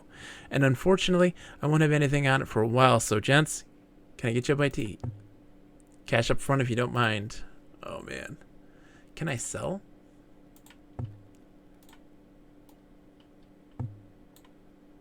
Okay, he doesn't buy that stuff. How's it going, Sakanako? Yep, they're at least the bars here as hostiles in Pool of Radiance. Baron Kevin. Kevin is a main character in the Empire trilogy. I don't know. Yes, Baron Kevin, she said, yeah.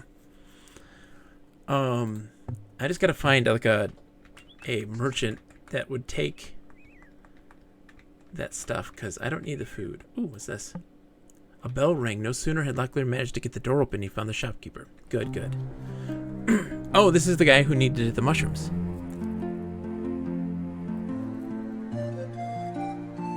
Okay. Locklear sniffed, rubbing his irritated nose. He struggled against the urge to sneeze, but the smoky interior of the shop made it hard to maintain his demeanor. More annoying, the smoke obscured his view of the vials and jars which crammed the store's shelves, most of which appeared to contain herbs or incense. Okay.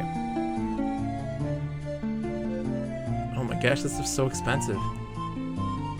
Alright, so let's see if he'll buy this stuff. No, he will not. Okay. Yeah. I don't have even remotely the amount of money for this. Oops. Exit.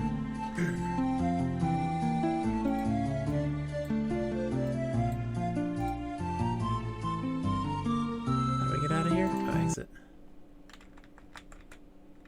Okay. So that's the town. That's easy.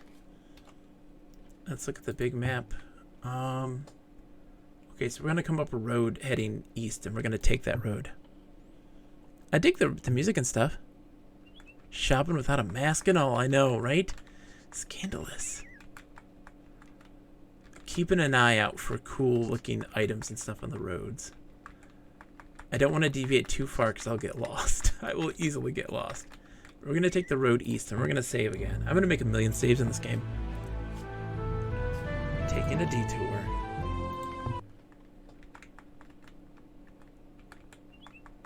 Because there's chests. Ooh, another fight. Oh my goodness. As the enemy advanced, his concentration was in two places, in his legs, making certain of his stance and balance, and on his opponents, wondering how they'd been able to track them down so quickly. All such thoughts were quickly forgotten as the enemy charged into the ranks. Okay. So I don't know what spells he has. Oh shoot, I didn't mean to do that. I don't want it. Not yet, at least. So these are the things he has. I don't know what these mean. Oh, get your first moves. I should look at the manual real quick and see what the spells and stuff are.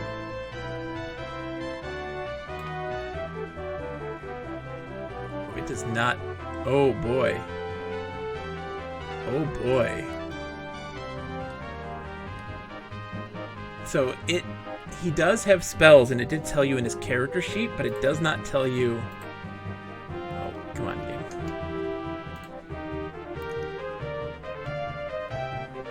Because, yeah, like, right, if I click this. Oh, okay, that's how it works. Despair thy eyes. What does that do? Oh, shoot. Cast 2 health of stamina, damage none, blinds the target for a short time. Okay. Invitation, pulls target forward. Interesting. Health stamina transfer. I'm just gonna attack, I think. Honestly, think I'm gonna just attack.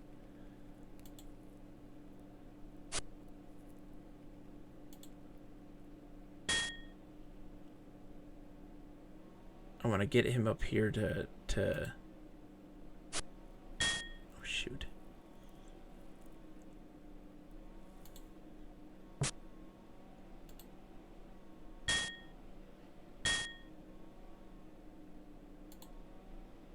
He can't hit the broadside of a barn.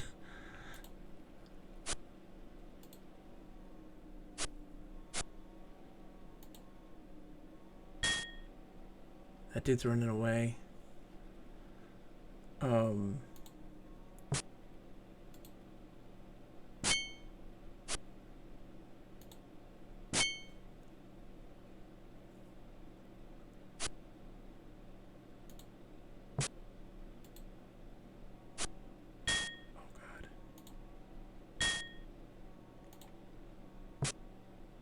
He's down. Good, he's down. Despair is basically your go-to even late. Spread the Eye is very good. Takes a character out of combat, basically. Okay, that is very good. That is very good. I'll take it. Nope. Don't let him go.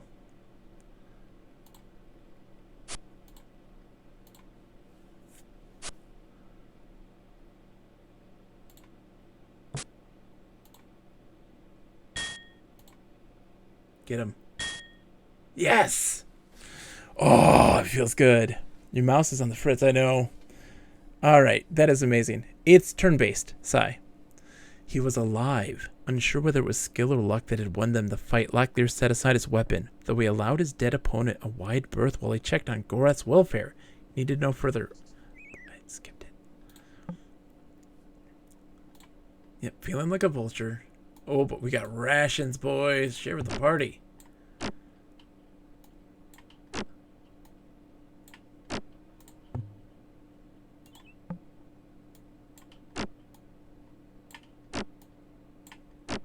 So let's see what we got. 65. We need, oops, we need to put the new weapon up. And you, good sir? Do we have like a carrying capacity or no? It's just slots.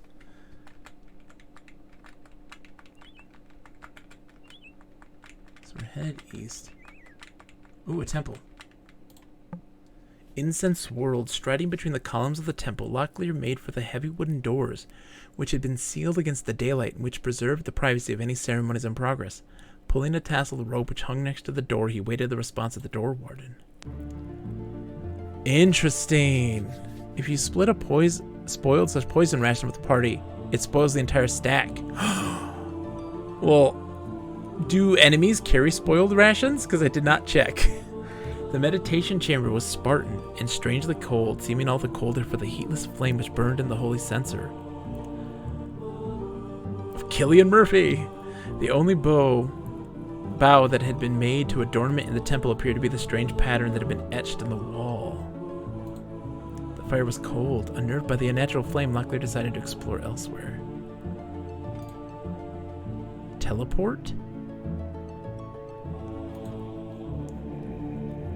Locklear pulled the curtains aside. The rear section of the temple was as dramatic as the meditation chamber.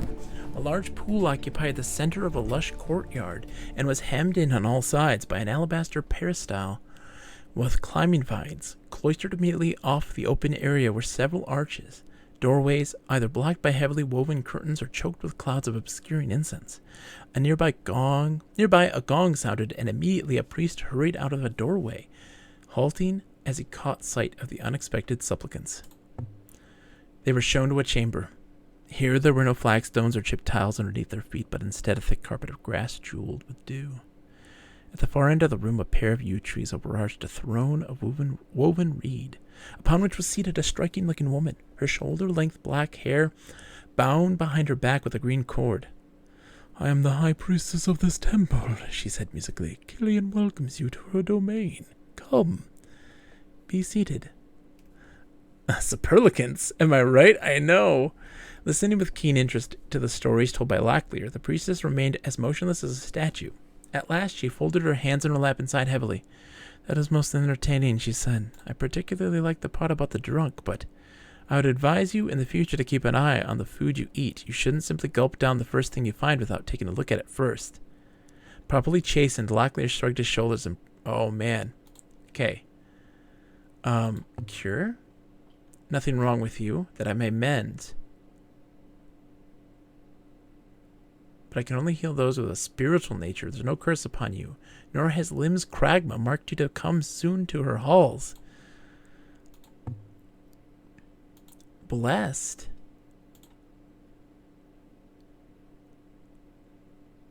Found a column in numbers and ran his finger down them. I've always wondered why the price of a blessing varied from item to item. "Does it have something to do with the gods?" "Rather more to do with how the item was made," the priest explained. "If there are any special metals used in its construction or spells used to bend the metal, then they become factors in how difficult it'll be for us to make a blessing." Ooh, I don't have the sovereigns for that. I mean, I guess I technically do, but I don't think I need that right now.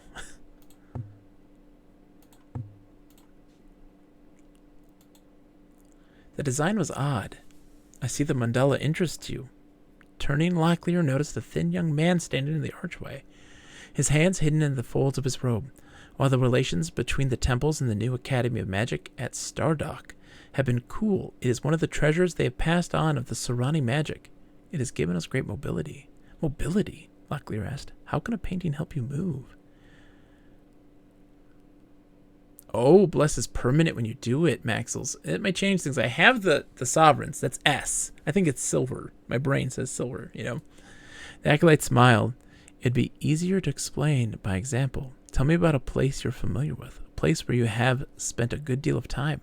Locklear shrugged, describing the place he had grown up, the layout of the rooms, the various things associated with his home. "Very good," the man replied. "As you described those things to me, doubtless you are also experienced certain memories through which you were able to relive your past. In the same way, these mandalas help us locate a place. By memorizing a pattern painted on the wall of a specific temple, we may will ourselves there." "I could think my way home with this?" "No, the memory of your home would be too unfocused for you to make the attempt. But if you were to memorize this pattern, you could return here by recalling its image in your mind when assisted by the power of another temple." I like it. I like it. Locklear looked back at the mandala, lost in thought for a moment, his eyes soaking up the intricacies of it. "I assumed there would be some fee associated with moving between locations?" The acolyte nodded. "As simple as it is in concept, it still requires a great deal of effort to move even a single individual. Though I'm told the Sorani Great Ones move about with less effort. I believe Pug wished to restrict our knowledge of this in some ways, until we had proven we would not abuse its power." Sigh? Were you not mentioning Pug? feel that was what the name was that you were looking for. A bell sounded. Abruptly, a dark-robed priest swept into the room and came to a halt behind Locklear. I was alerted that you might desire to use the mandala. Desire, perhaps, but I haven't seen any of the other symbols, Locklear said. I don't suppose you could go with us. I regret that I cannot assist you, the priest said. My duties require I stay here to guide others that wish to arrive. I am sorry. But we now know this one, right? Interesting. I'm looking at inventory here. Because the royals are worth more.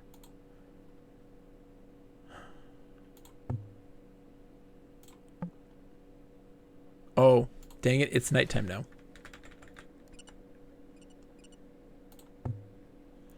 He's the Luke Skywalker of this world. Let's travel a little bit longer. And then, oh no, let's camp until healed. Whoa, we camped for 2 days. Okay.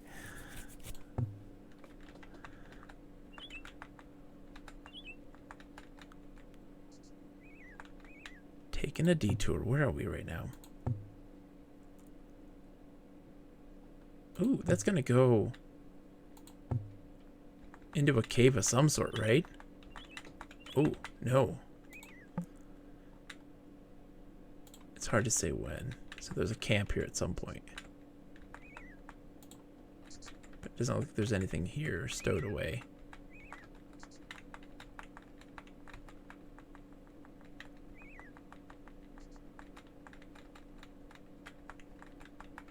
What is this? Ooh, a house. Shop of some kind. I'm not sure what they have to sell. Locklear gasped. Severed heads spun in gray space before him as disembodied arms and legs flailed together with a sound much like the clashing of kitchen scullery. Looking closer, he realized that the body parts were not in fact body parts, but instead very tarnished pieces of armor that had been suspended from the shop's rafters. You there, be careful! It may all come down on your heads! A gnomish man approached from the rear of the shop, a match held tight between his fingers. Should have knocked. Nearly didn't hear you from upstairs. I could see why you came in, though. Your armor is in quite a state. Another blow to your suit, and you look like those a lot up there. I'll fix you right up. If it's all the same, I'd prefer to buy an armorer's hammer. I'm sure you would, but I'm not in the business of ruining my livelihood. I'm an armorer, and I make my living in repairs. People go fixing their own, and I'm out of business, right? Isaac wants remote earrings. Let's do it. For you, Isaac. For you, my friends. Or Gandalf, if you will. I like it. Okay. Take these off. Hi. Oh, Jesus, I'm pushing buttons. I'm loving this game. I'm loving it. I'm entranced. I'm learning a lot. All right. Unfortunately, I have to get to bed soon. Early Call of Cthulhu session tomorrow. I hope to, cannoli. I know, right? Ooh. Okay, let me set a timer real quick. Music.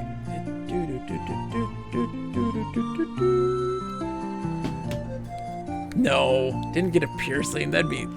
That's so not me. Everywhere Locklear looked, polished metal gleamed, as much a temple to war as any temple of Tith. The cramped shop contains... Hey, Bob. A startling variety of armor.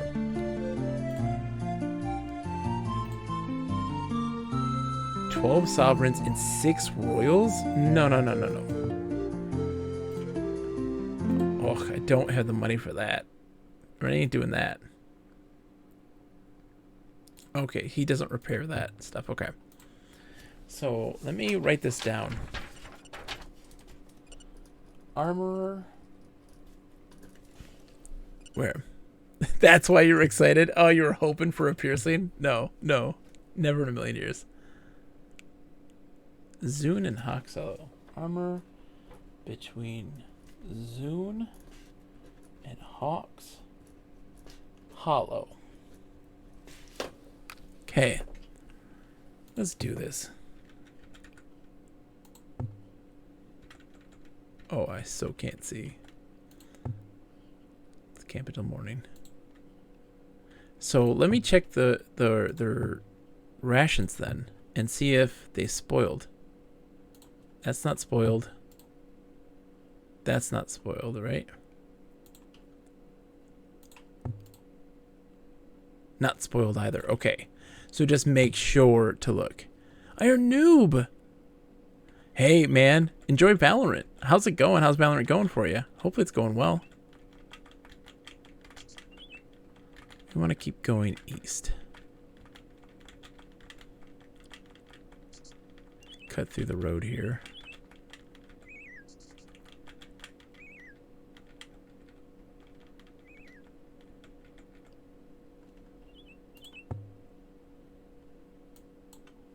Zoom out.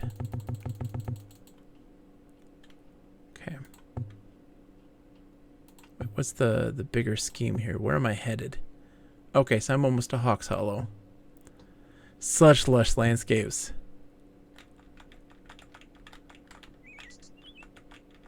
Much lush. Nothing here either.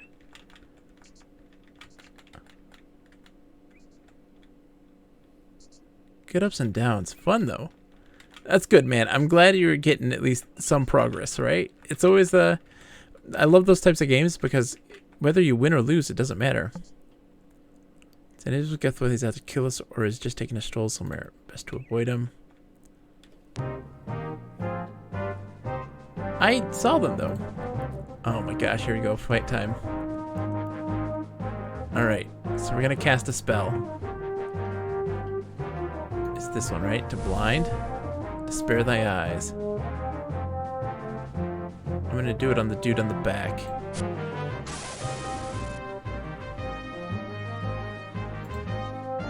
Try to hit this dude real quick. Oh, he can't reach. Okay.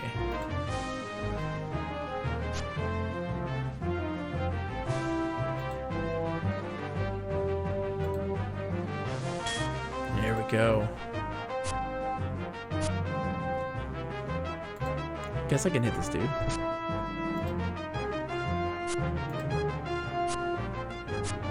Snap. You know what, kid? Go this way.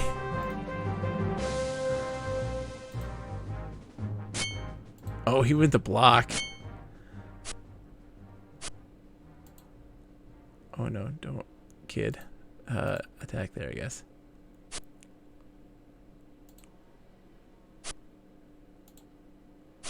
I can't hit the broadside of a barn right now. Oh my gosh. Because the dude's blocking.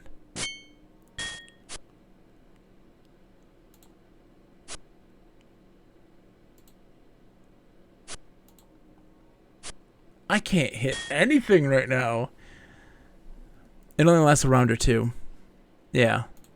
It looks to be the case. There we go. Owen, I want you to move back. Because I want him to eventually work on his... Oh, I didn't want to do that.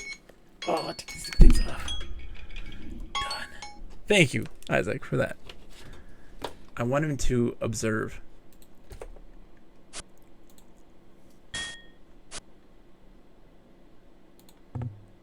Right? Yeah. While it's possible he could be grossly misjudging some of the warrior's abilities, he was absolutely convinced about certain facts. His health is 45. Okay. I want to improve on that so he can learn more and more as time progresses. Can he still do that? I'm just going to have him kind of grind that. Stamina 7, so he's about to start taking damage. If I could hit.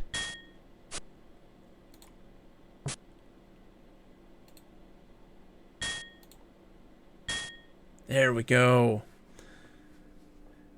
Search the bodies. All right, let's search the bodies. Yes. Increases. Yeah. Ooh, hello. The lamprey. Universal weapon, the Mordel lamprey was poor. As a universal weapon, it was poor. Imperfect balance, wedded to the weapon, unwieldy weight, made it classically difficult to control in close quarters and challenging for the shorter-limbed kingdom soldiers to use. Okay, so that does some very decent damage, but probably, yeah, usable only by what's his name.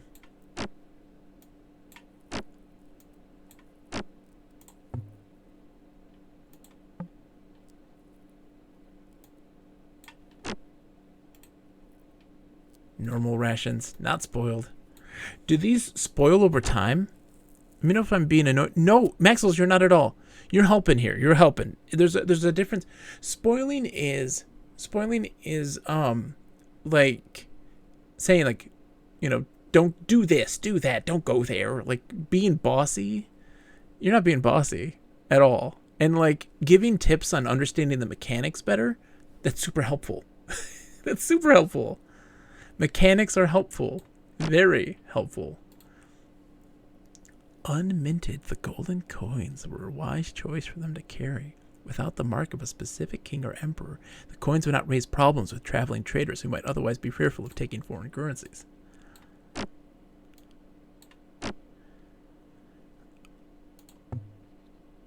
Okay. Yeah, super helpful, man. Super helpful. Like, understanding just the base mechanics is the most helpful that anybody could ever be. Especially with a game like this, because I looked at the manual. It doesn't really talk about this. We're almost to Hawk's Hollow, which I think is going to be on the side road off to the side here. Yep, that's Hawk's Hollow.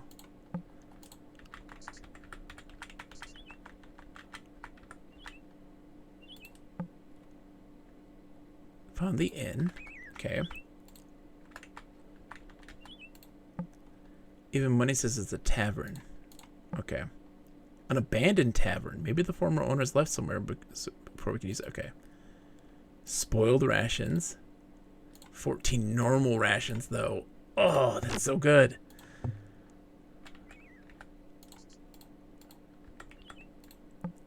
Shop of some kind. Private residence.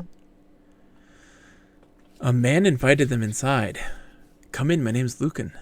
He introduces himself as he slaps his guests on their backs. Nice to meet you. Haven't had visitors in some while.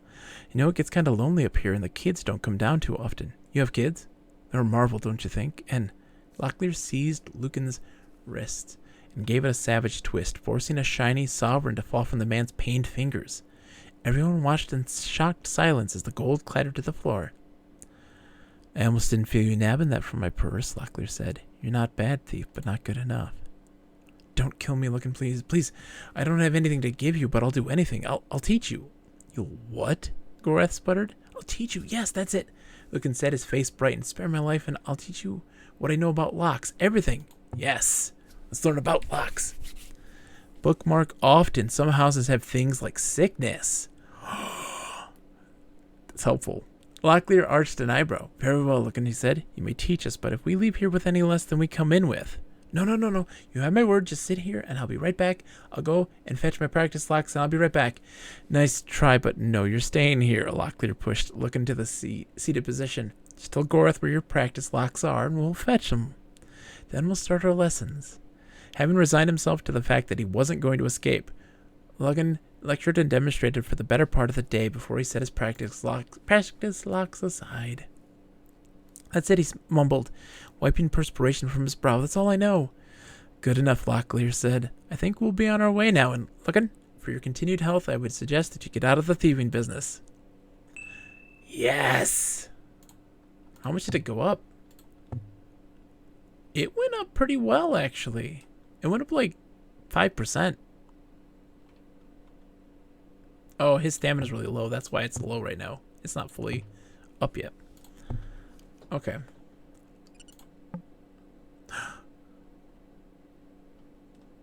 Okay. I went to go in there. As he passed through, he noted the lack of a door latch, a sign the inn was likely chartered by the local lord to ensure the safety of travelers. It would also meet the inn's furnishings would be suitable. The dusty dwarf inn. We're tired. We need to sleep. Except for a thin strip of floor that led between the door, the counter, and the stairs, a great cowl of dust coated the inn's fixtures. The patrons of the inn seemed similarly stagnant as they glanced up lazily from their mugs of ale and brandy.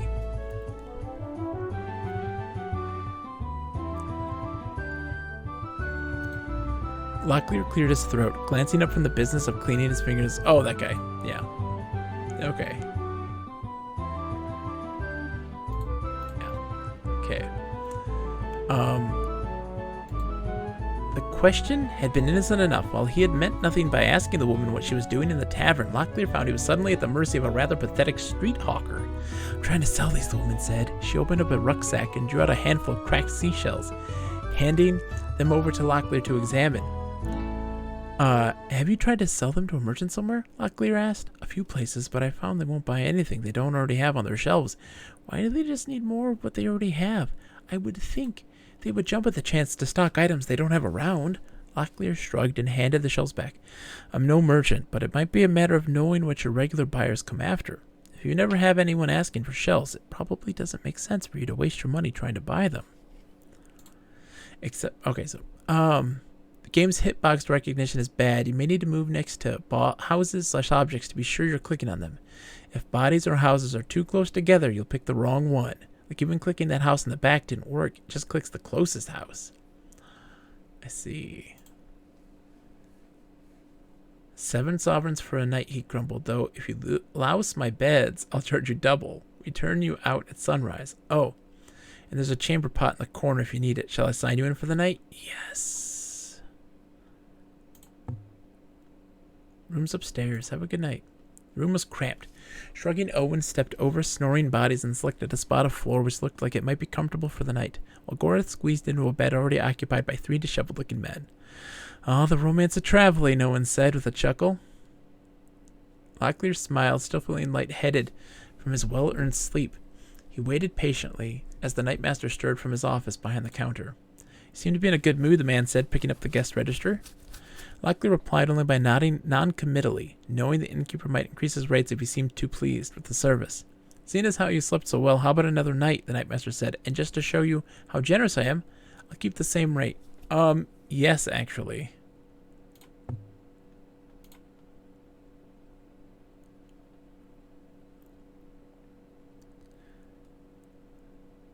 Oh, Locklear did not sleep well. What is it? One of your patrons last night must have had some kind of sickness. I've been emptying my guts in your bedpans all morning. Oh no. Oh no, did he get sick? The frustration of the corpses being on top of each other. Another time, Nightmaster, he said.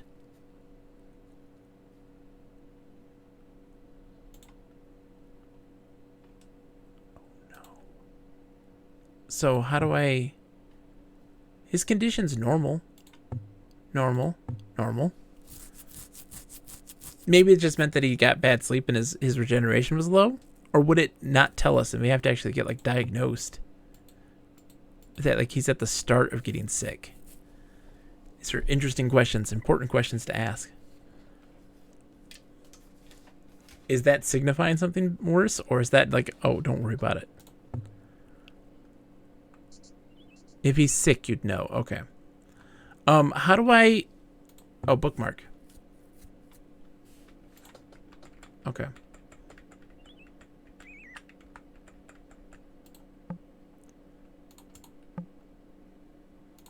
The shopkeeper.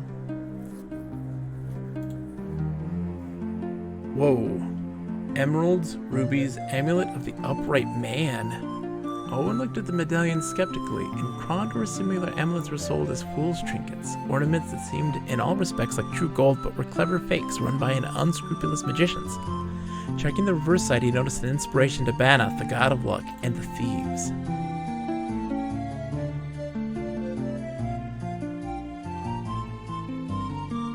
Okay, I see.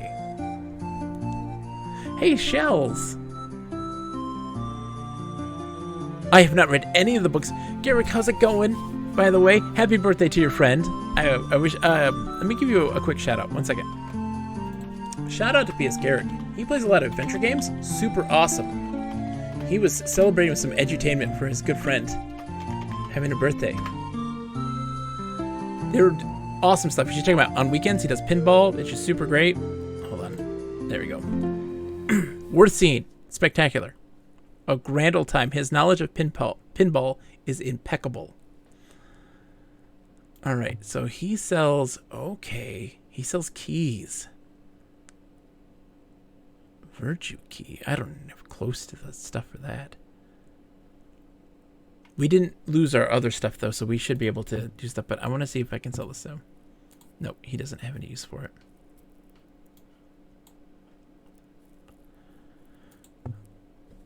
Game-breaking mechanic in this game to make money, which I will not share. It's not trivial, but basically it gives you limitless money. Oh, man. So you bookmark.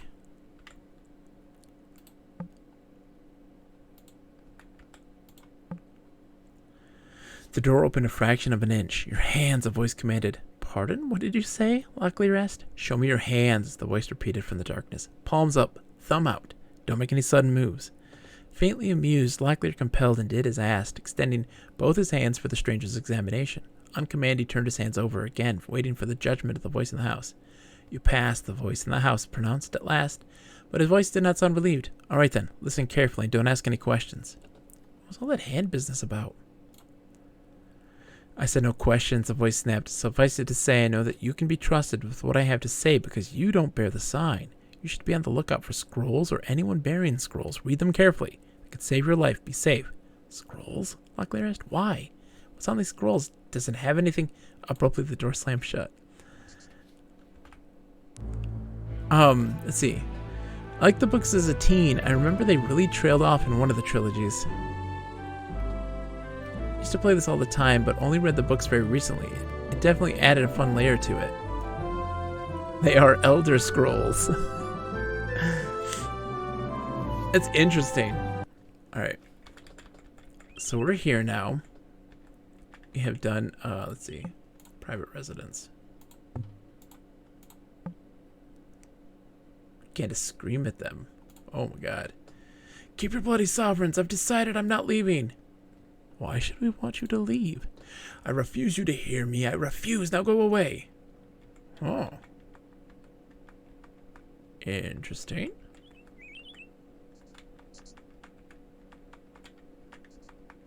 Going through the forest here. Okay, so we want to go east and head yeah, east to the crossroads and north to L'Oreal. That's where the Ruby guy is. Oops, going the wrong way.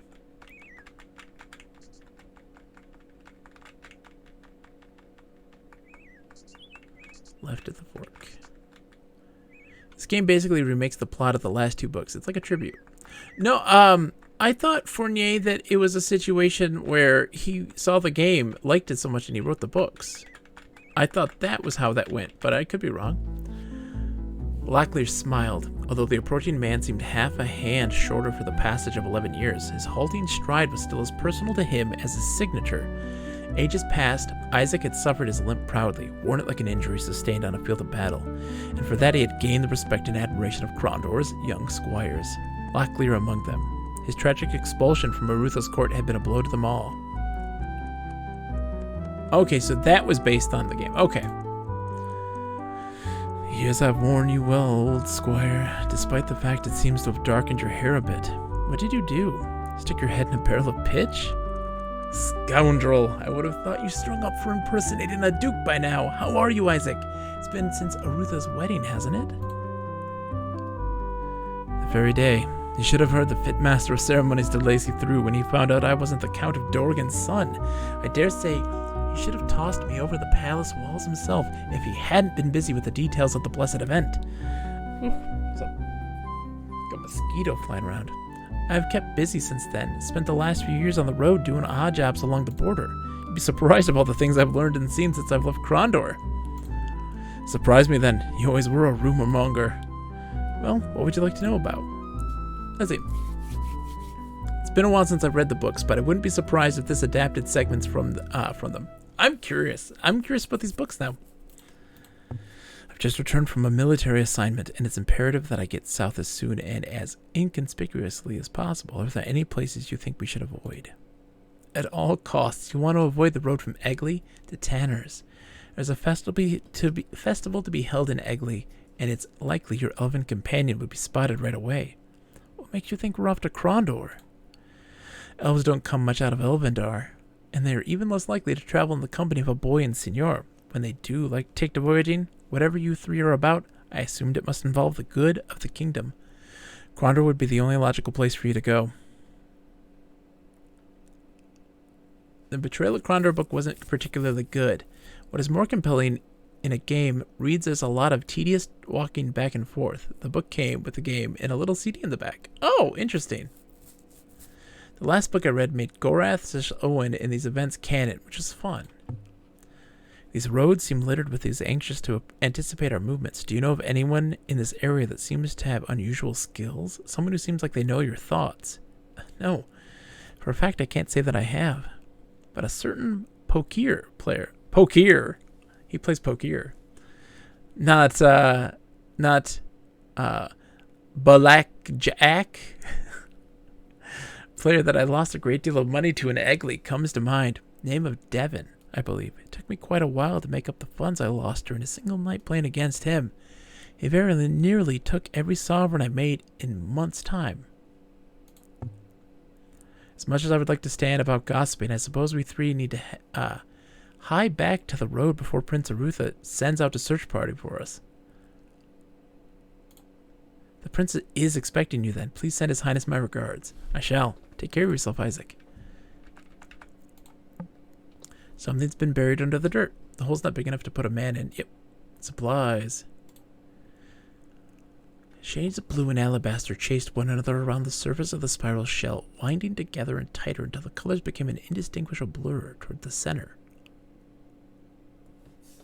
Okay. Let's take the money.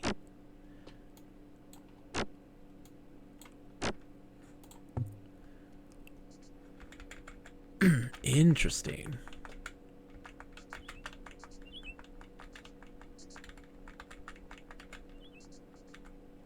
A pebble tumbled down the cliff face. Puzzled by the seemingly random event, Gorath glanced upward, then back down to the ground. On closer examination, he realized the pebble was in fact a very dull brass button. Before he could cry out, ambushers fell from above. A single ambusher fell from above. I mean, let's use the blind thing. Spare thy eyes, buddy.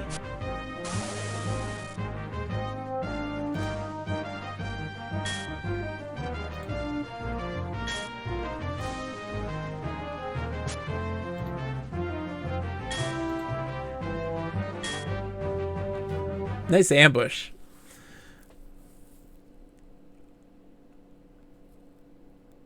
Interesting. Flawless victory. Search the bodies for supplies, but make it quick. Ooh, that's a good quality sword. Normal rations, that's great. Share with the party. I'm going to leave that there. Hold on. Oh no, I can put that on the body and take that instead.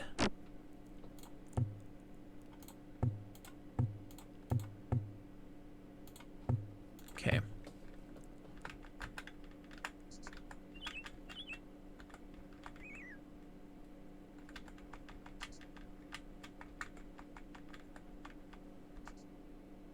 Oh, good. I was going to say, take all the armor to sell, but you're ahead of me. Yep. Try to do that. I haven't found an armor smith yet.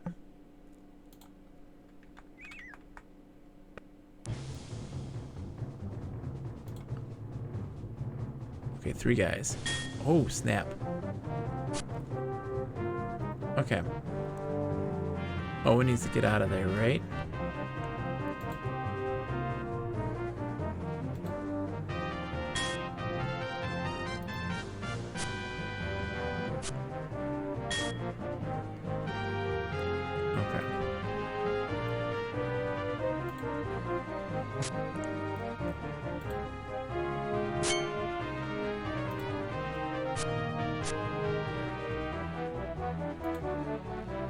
He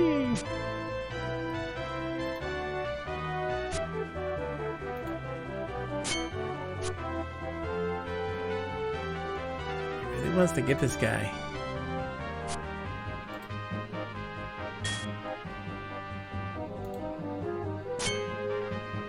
Ouch. Ouch, ouch, ouch.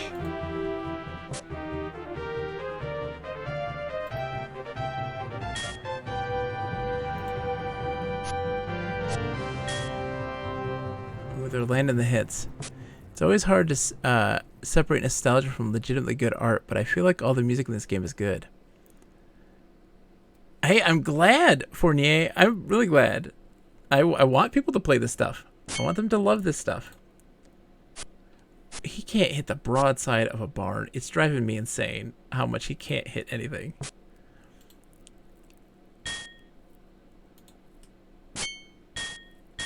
Oh my gosh, we're all getting brutalized here.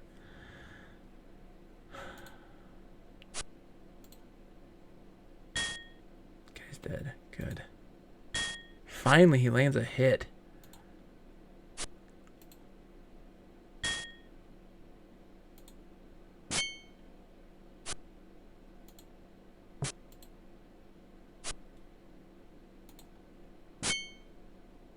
Because his stamina's down to nothing.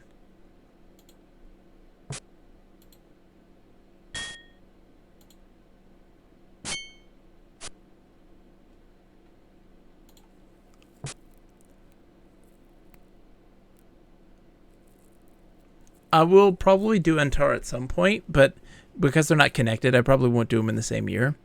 Return to Krondor, maybe not so much. Yeah, it does end. That's weird. I finished this dude off. Oh my gosh, we're getting hurt so bad.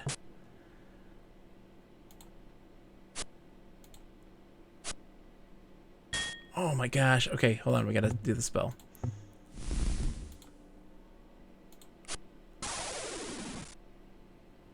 So if I rest, he's gonna gain stamina, right? Locklear's almost dead.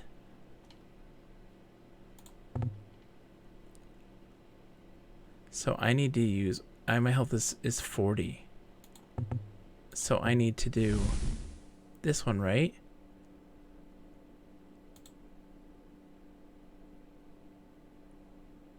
Oh, how much do I want to transfer? I'm going to transfer 20.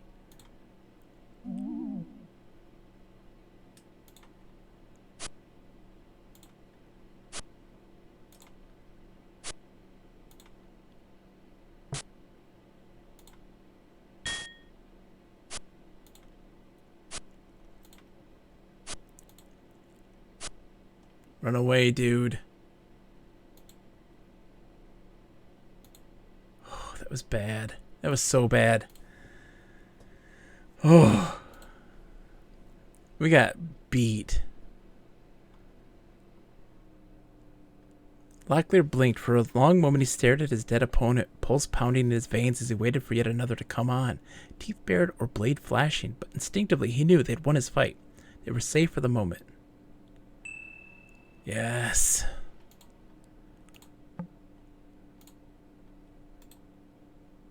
Good. Rations are good.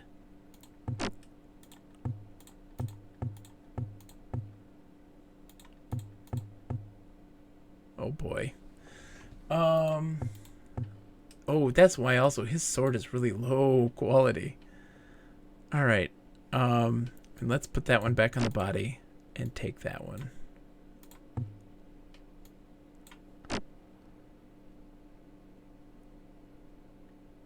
Oh man. Wait, what had a Torrance Passage vibe? Oh, Antara? Yeah. Antara was more painterly in its design.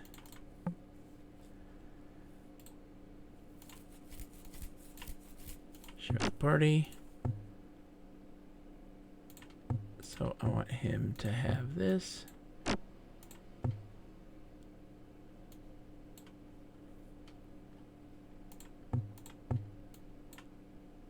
Oh, there's not enough room. Okay. Man, that was pretty gnarly.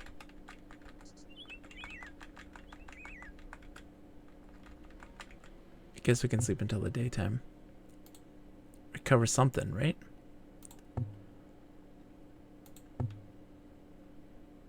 I just want to survive, you know? I just want to survive. I don't want to die. Oh, no. Okay, we can take down one. We can take down one.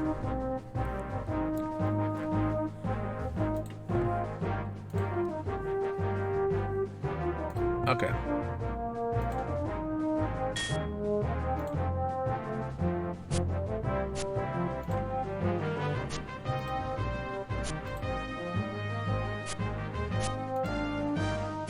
Please die.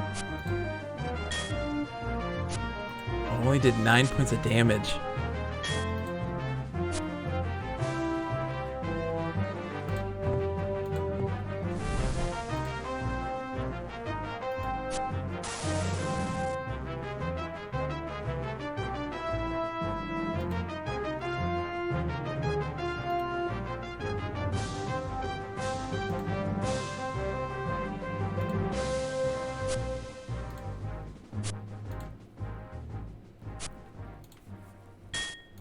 Come on.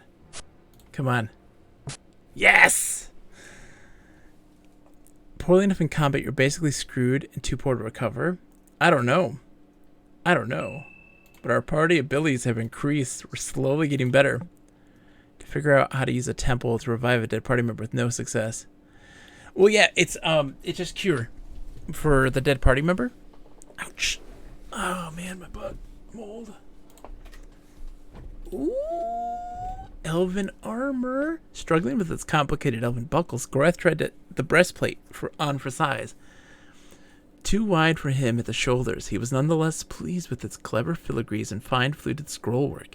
Patterns designed to be decorative while also denying the enemies even striking a pain. Interesting. Okay. Let's take that. Take that. Not enough room.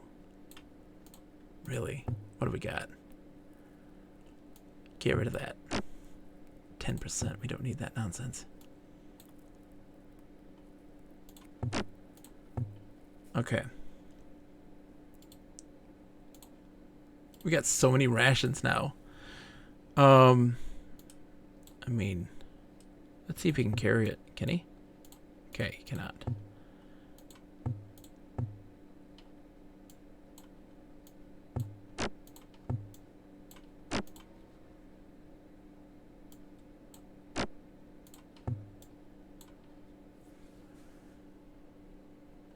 I haven't gotten any crossbow yet, so we'll see how that goes. I hope I get to this town eventually. Like, how far away is it now?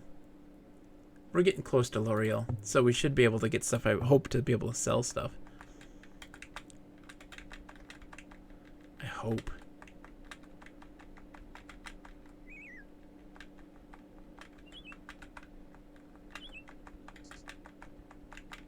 Early crossbow is hilarious. Lots of accidental friendly fire. Oh no. Oh no. Oh no. We got to retreat. We're not gonna survive this. Oh, we're so dead. Right? Because like Gorath's almost down. His health is low. How do I retreat? Escape was futile. Oh great, we're so screwed. Okay. Try our best. Oh god.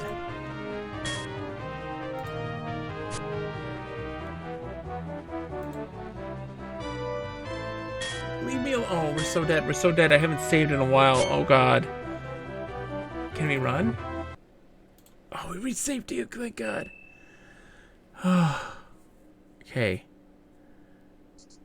Let's just save barely alive. Barely alive.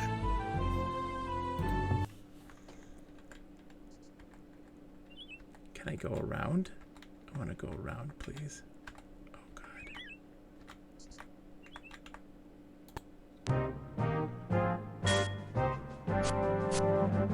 Escape.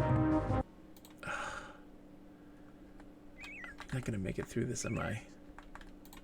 Oh god. Okay, we're gonna reload. Oh, we can't now. It's just auto battle. It's fine. He's running away. Save every minute. Yeah. Oh god, yeah, we're all dead there. Because our stamina's so low. Bastard. Gareth gasped, pain sapping his strength. He was unable to rise from the ground, but dimly perceived his attackers moving closer. Perhaps to finish him off, perhaps for some other less savory purpose. Bastard, Locklear whispered, his vision beginning to dim. Limbs Kragma, curse you. Death came swiftly.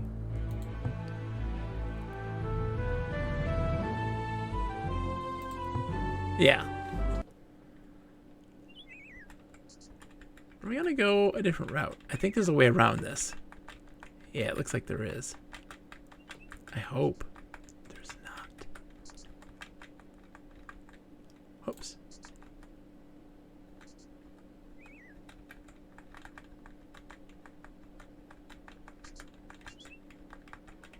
Oh, there is. Maybe. Maybe?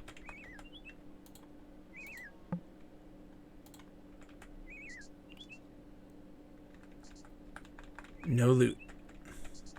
Just a campfire.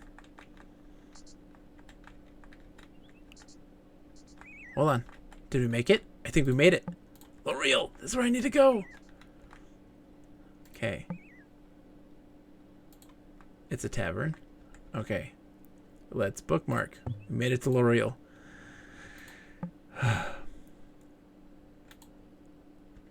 What time is it? It should be open.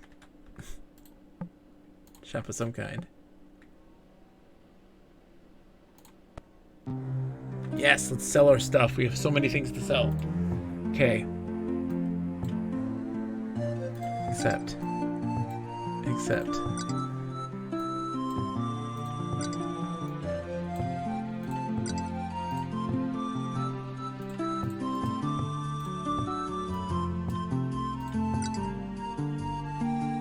Oh my gosh. The gods all actually exist in some fashion. Oh, I like this. I always love gods actually being a physical manifestation in the world. I very much am into that idea.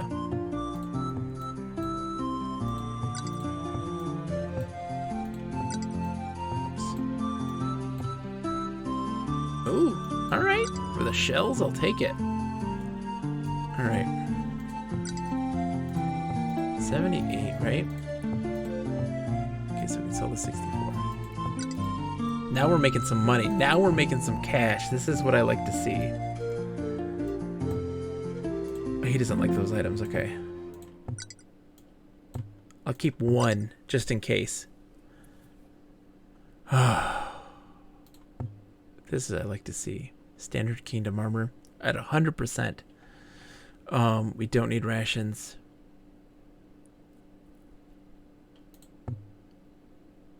A shovel. Rope. Strategies of trading. I bet you that increases your bartering, I'm guessing. Clerical oilcloth. Okay. Yeah, that's what I thought. Like repair hammers and rations if you need them. And I'm guessing eventually this stuff is something like rope and a shovel actually necessary?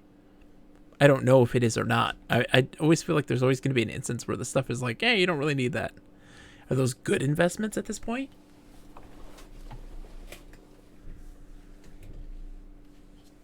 This is the real question. Are these good investments? Okay, so yes, buy them. Okay. We'll buy them now. Oh, haggle. Though it was immediately obvious to the shopkeeper had no desire to haggle on the price, Owen pressed on, praying. Buy at my price or be off with you. Okay. Oh, it's unavailable now. Oh, crap. I'd like to haggle?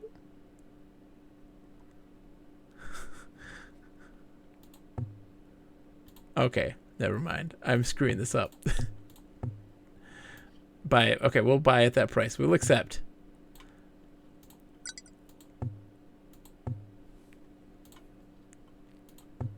Okay, we just had to leave and come back, I guess. That's fine.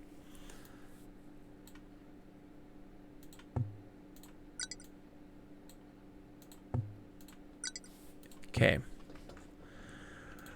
Oh, okay. Let's bookmark, and we're gonna like sleep until we can't anymore.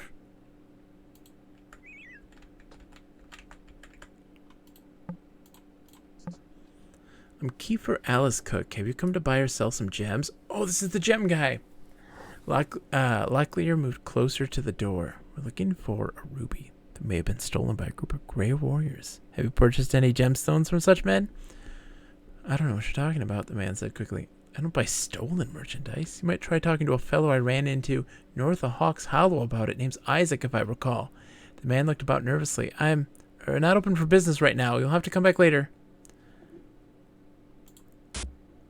So north of Hawks... Okay. Isaac. North of Hawks Hollow.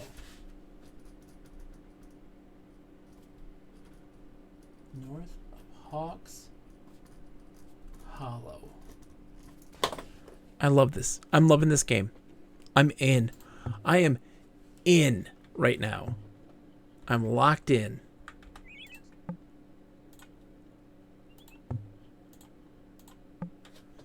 The house's occupants was talkative, careful not to divulge any details about their trip. Locklear steered the conversation towards the townspeople. Everyone here is fine folks, all except for Michelle the healer. I hope you're not planning to visit her. Why? Locklear asked. She's a snake, he said. Told me I was going to die, but you know what? I got better. I felt horrible enough for 3 or 4 days and thought I was going to die, but no. Made it through alive, I tell you. I think she and Orno the Pale have some kind of deal. He's giving them some kind of contagion, and then she's administering some kind of phony medicine. It's indecent.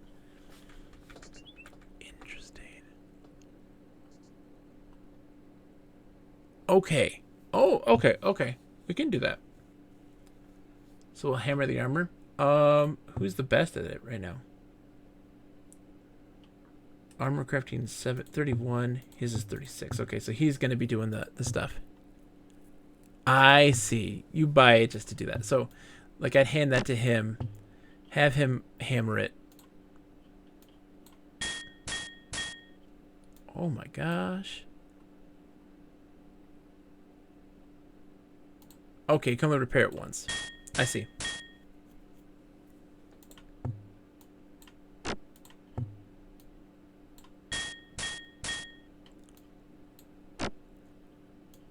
I will rest for sure. Absolutely gonna rest. What's the... So armor craft is 36. Weapons 38. I should also probably push that. I can push multiple things. Is there a benefit to doing that, or is it should I do like one at a time? Because like I'll pop this on weapon craft, have him do that, and then move on. Oh no, don't put that in your inventory. Wait, what?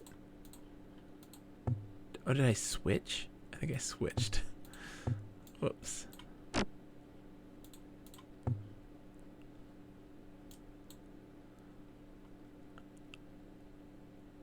I think it dilutes the specialization. Okay, so I do it one at a time. All skills on, so don't worry too much. Okay, that's fine. 75%. Nice. 84%. Oh, so good.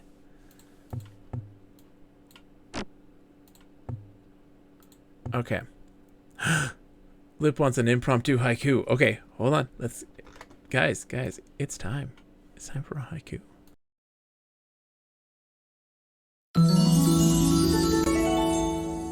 It's time for a haiku.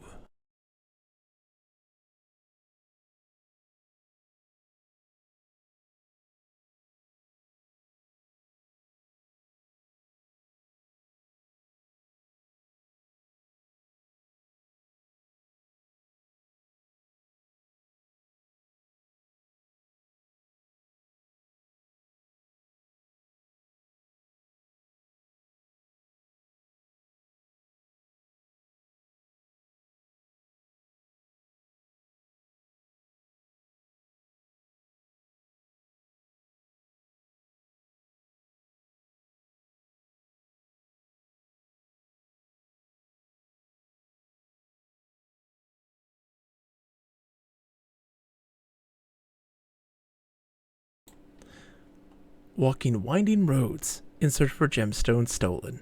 Will we find our prey?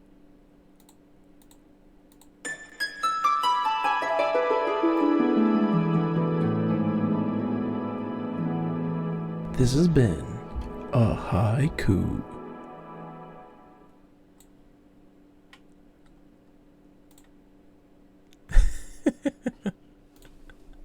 Thank you for the haiku. Garth, that's a haiku. So you're a predator now. Axel, I am searching for thieves. Thieves who are trying to take advantage of our fair kingdom in its most dire time of need. Bookmark.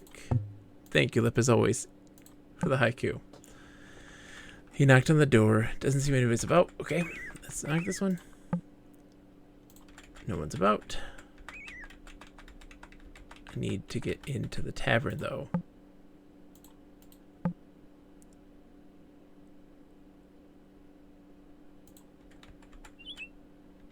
Is there no place for me to go here? Let's zoom in. I'd like to use the tavern. They close at a certain hour. I will absolutely.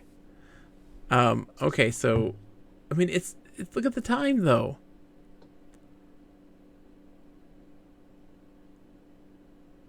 Like I feel like they're open at noon, right?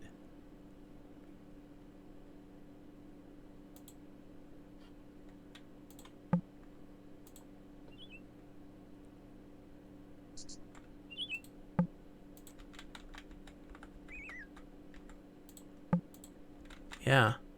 Huh. Town is not taken too kindly to me. To my type around here. Oh, great. Like, we need... Hold on, I'm so lost now. Where am I? Where am I? Okay, we need to go south.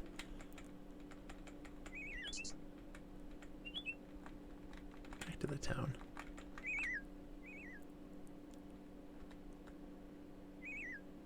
It doesn't seem to be the case because I like tried it at a normal hour and it didn't seem to work. So we can, so we got to go back south to Hawks Hollow. So we're gonna take that road, I guess. We should probably camp out though, at least. Let me try one more time. Private residence. Not interested in doing business. Oh, you can pathfind with the walk button. Oh, I like this. I am feeling lazy. Oh, great. Never mind. What's our stats right now? My stamina is still 0. How do I improve that? Do I just need to sleep more?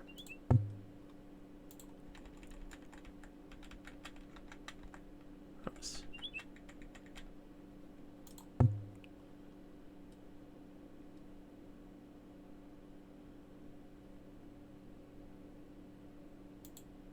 I know we gotta find some more riddle chests for sure. Okay, there's crap tons of chests. Always take the road less traveled. Those guys.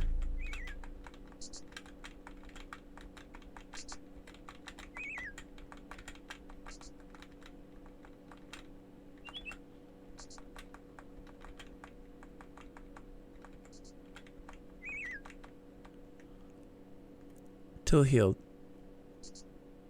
Oh, okay. So to sleep till healed. Okay, camp until healed. We slept like 5 days. I mean, I can give some rations to what's his name. That way he's got more. And then sleep till daylight. Okay, because it's just her night. Makes sense. I've got rations, so I'm okay in that department, I guess. Dead body. Wonder what happened to him. Alright, so we're looking for Isaac.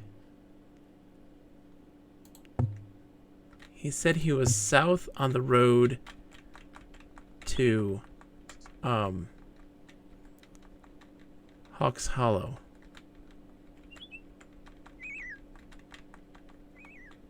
We went this way and killed that dude earlier. I'm looking for stuff.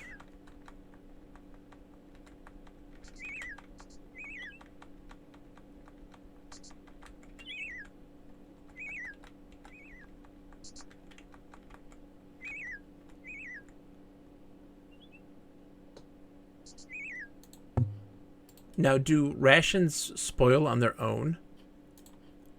Do like spoil after a certain amount of time if they're not used?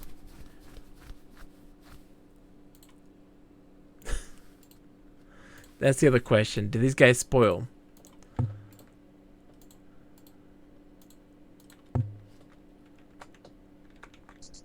Okay, good. Mist floated in the pass. Sword branch is a little further on, like they said. To the south, it leads to Eggley and eventually to Krondor. To the east, it leads to the Dimwood Forest. I mean, let's go south, right? The trip was dull, with only the occasional cold draft to chill their bones. As they moved through the pass, it was a relief to finally feel the more temperate winds typical of the southern reaches of the kingdom. Oh, jeez. It's night. Where are we at now? Whoa! Whoa! That's not where I wanted to go.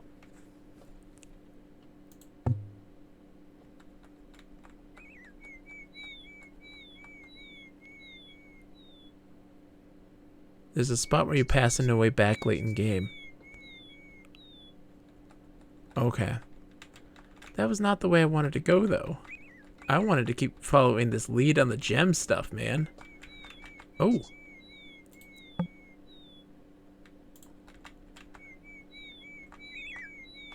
Hello, gentlemen. Oh,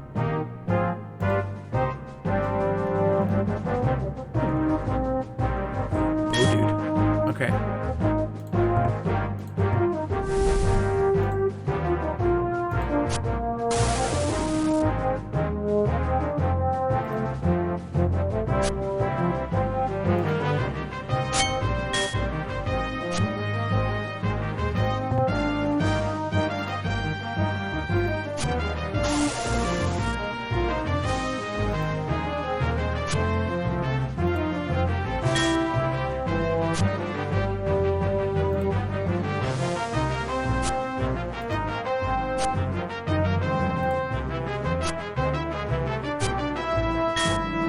Gosh.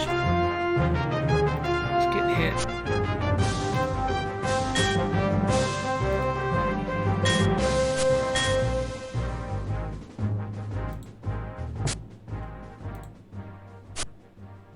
Oh my god, Locklear's hurting so bad already.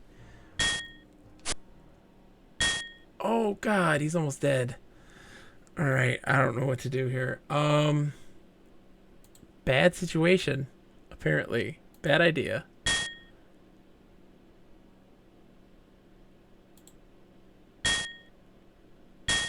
I'm glad that guy decided to run that way. That's good, at least.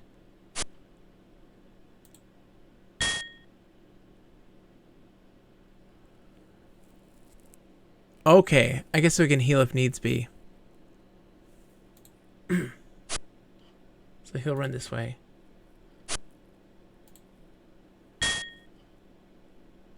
Alright, so... heal.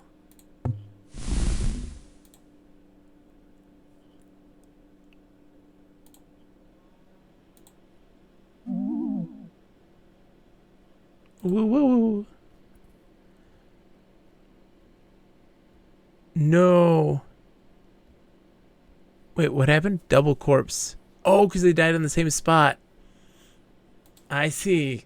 I'm learning so much now. Okay.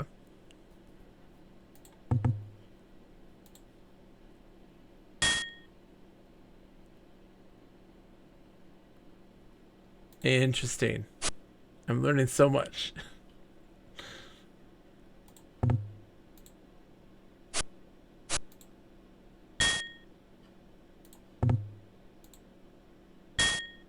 Okay. No, they're not double corpse. It's not double corpse.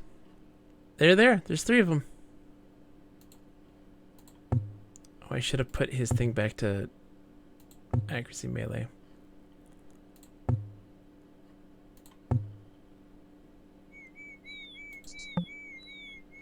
The heart rests, restores stamina in battle. Okay. Very good to know.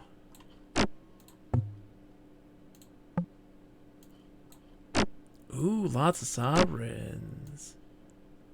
Or royals, I mean. You know what I mean.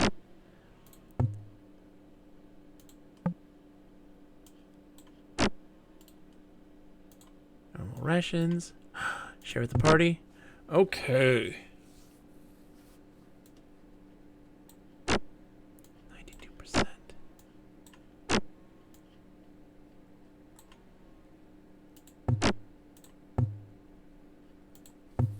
Okay. Because he can't use the crossbow, right? I know. I'm excited. Disdain and approval warred within Gorath as he looked over the crossbow. On the surface, he couldn't help but admire its sleek lines and sturdy construction.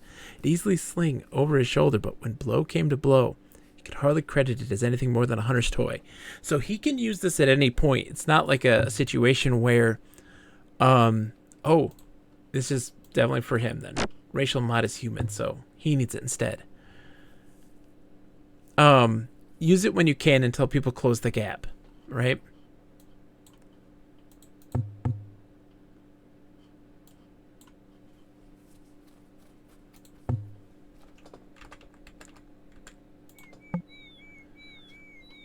Yep. The Temple of Silban. The meditation chamber was Spartan and strangely cold. Yep, we read this before.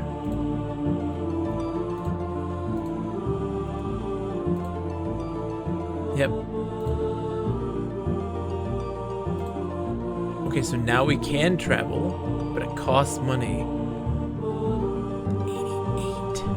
Oh my gosh.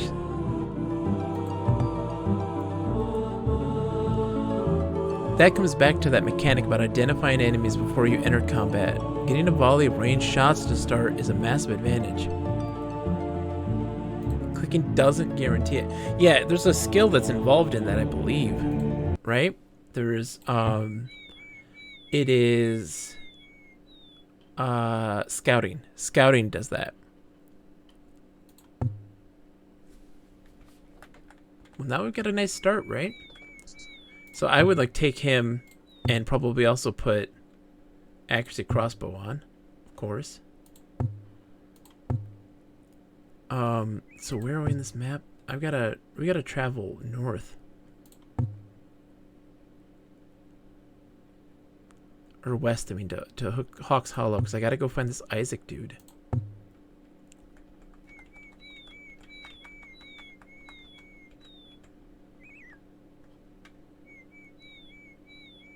I know! I'm trying to look for him. I'm genuinely trying to look. I don't see any anywhere. Oh, jeez. Camp until healed.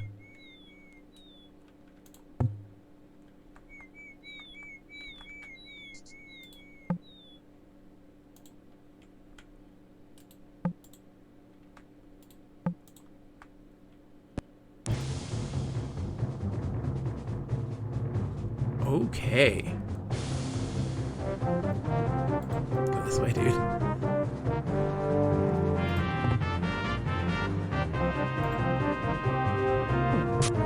Ooh, he missed, but he hit the other dude.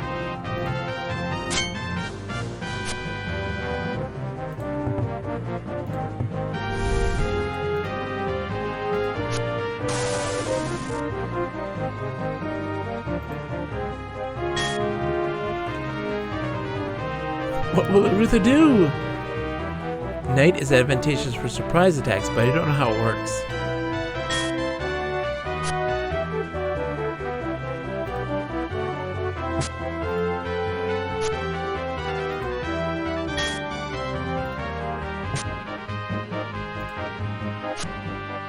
%70 chance to hit. He's missing.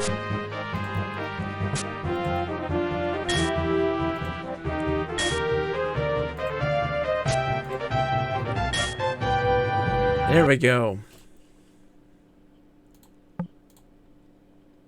Oh man, the quality of these things too are much better. We're getting much better quality items. Normal rations, good. Share with the party. Now I have a question. Do these guys like respawn and stuff, or are they limited spawns? Because I noticed like bodies being on the ground still.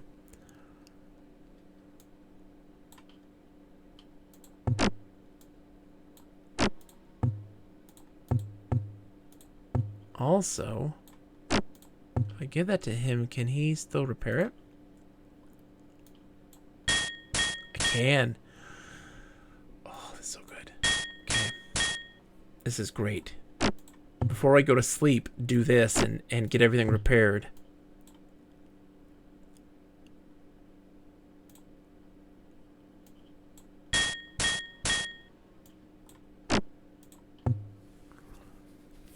No respawning until the chapter ends. Well, that's good then, because then I can at least get the most out of these enemies in that situation then, I guess. Right? So like giving him the sword for the whetstone.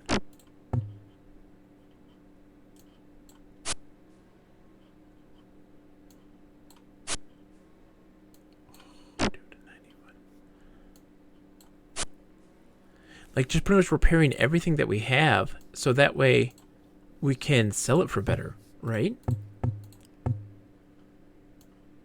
He's now got a 94.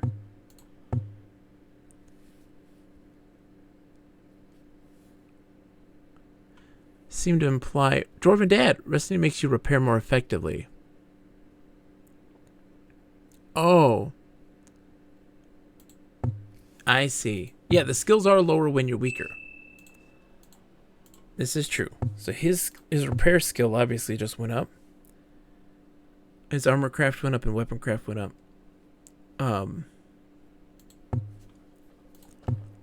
I think. Okay, we'll camp until healed. That was quick. Daytime. Oops. Okay. We're headed northwest. The road was littered with rocks. Okay. Instinctively, he knew that they simply fallen from the sides of the rocky defile, which now faced them, but a part of him entertained the notion. Perhaps they'd fallen onto the roadbed when someone had scrambled up the cliffs to await them. If we head to the north, there's always the possibility the Mordell will have more assassins waiting for us. Do we risk it? Yes.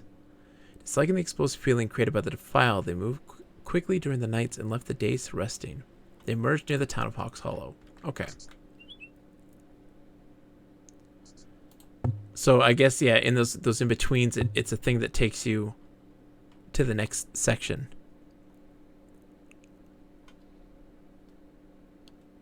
Interesting. Okay. I should probably also bookmark at some point.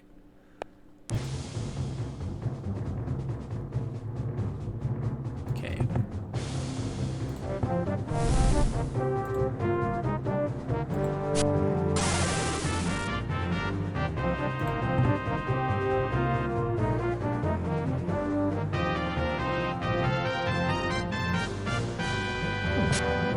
Nice shot.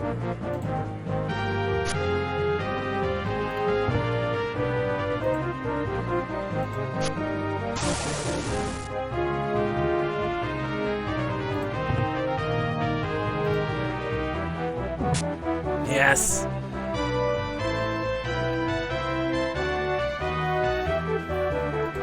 Yeah, I'm not necessarily ignore Krondor because I will want to get to it eventually, but I'm kind of happy where I am. Speed's 5. Okay.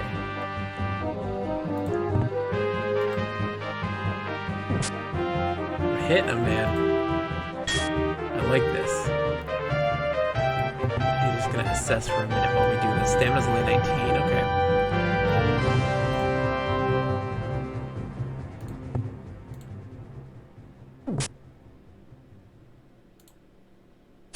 Oh, come on. Die.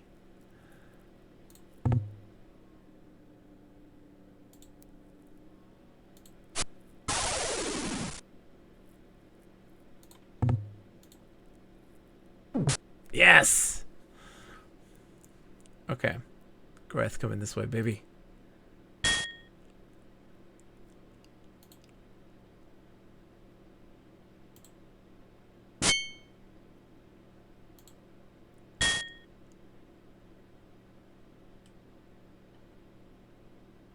Gonna move him away.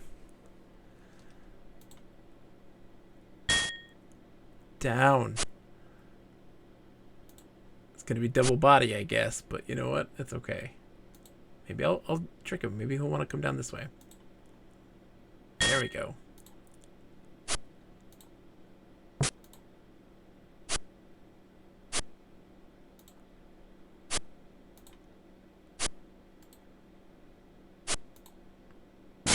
Can we hit this guy, please?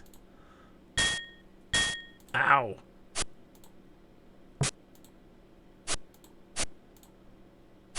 So do you think it would be good for me to every time I get into combat to sleep until fully healed? Is that a good idea or no?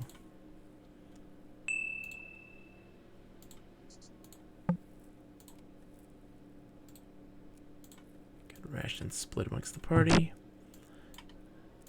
Not enough room.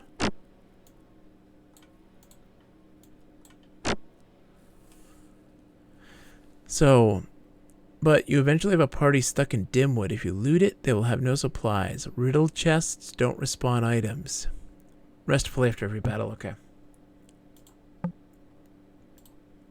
Ooh, Dalatail milk. Hawked at fairs and trading meets by the Brotherhood of the Shield of Dala. Dalatail milk was really nothing more than simple spring water, albeit spring water blessed by a priest of the Defender Goddess, reputed to increase one's ability to defend oneself during combat. Great.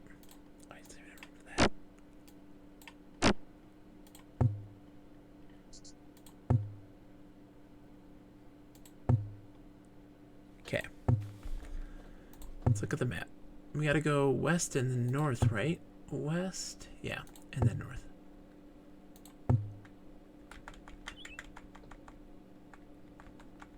I'm keeping a lookout for chests. I mean, are they way off the beaten path?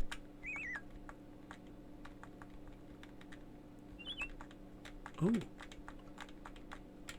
Oh, this is whatchamacallit. Okay, let's... Oops. Wrong one. Let's bookmark.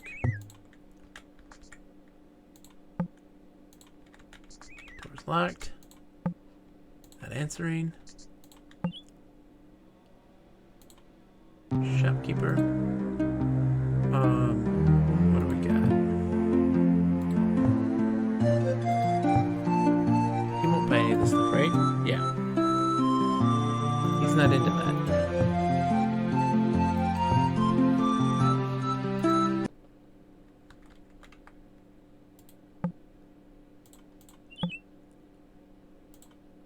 Abandoned tavern. The spoiled rations from before. Yep.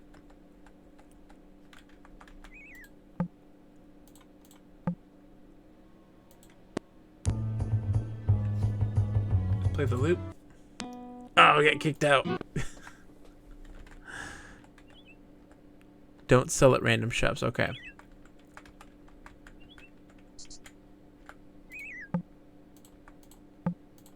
Okay. So we gotta head north now to find this Isaac dude.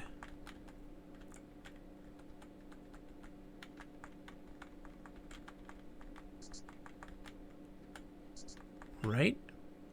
Let's bookmark.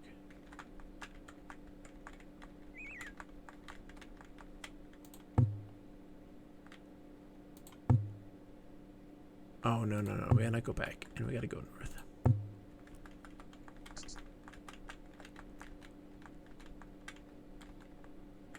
Ooh. We should stay at the inn.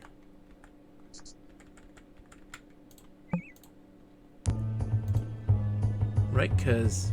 Oh, no. Yeah, because our health and stamina can't be full.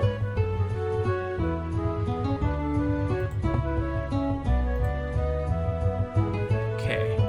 Romance of traveling. Postmaster snapped. It's private information only.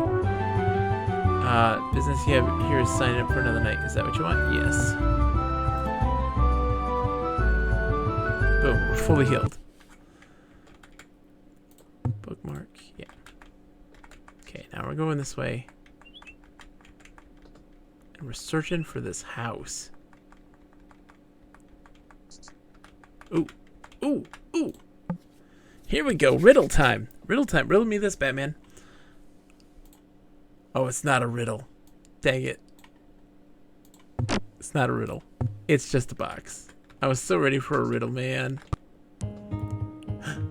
Caught sight of Isaac, whistling to his old associate, the senior motioned for him to join their company. I thought you were off to meet the Prince Arutha. So did I, but we've been meddling. I love that the box is back there. I'm out here taking care of a few other errands. It's just like we happened on your approach. I shall consider it good fortune then, so what can I do for you?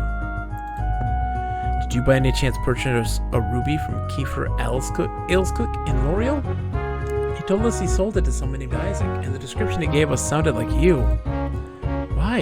You want to buy it from me? It's not like it's the only ruby in the world, you know. The ruby he sold you was stolen from a Serrani magician who was passing through Lamut. The garrison would like the stone back. We were hoping we could talk you into at least returning it to Kiefer to get your money back. Sorry to hear about your dilemma, but I have no idea the stone was stolen when I paid Kiefer's price, and I have my own little problem. I need the stone so I can pay off a sword crafter and get my blade repaired. Can't you pay him with gold? He specifically borrowed us in gems, and the ruby will cover my cost plus a little more. Should have enough left over to eat for a month or more.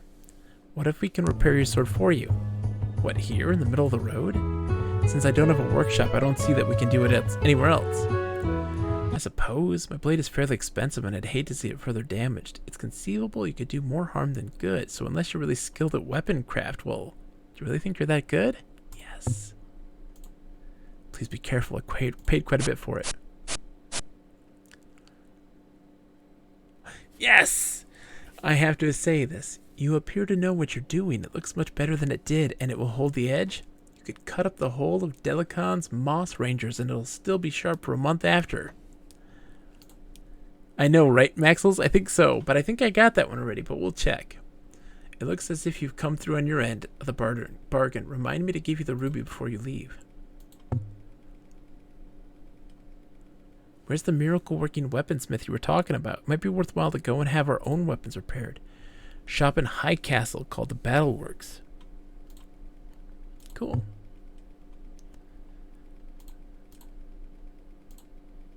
So we got the ruby? We got the ruby! We got the ruby! Oh yeah, look at this. Oh, we've already searched that one. Never mind. Alright then, let's go back. We need to go, yeah, southwest. Right? We are going to Lamut. So yeah, we gotta go west. Through the pass.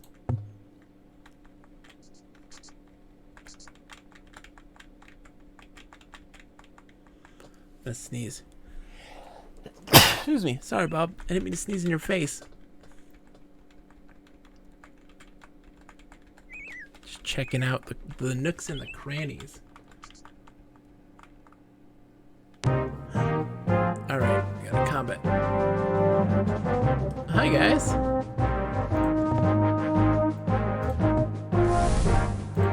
Oh, no. We don't want to do that one. Never mind. Cancel that.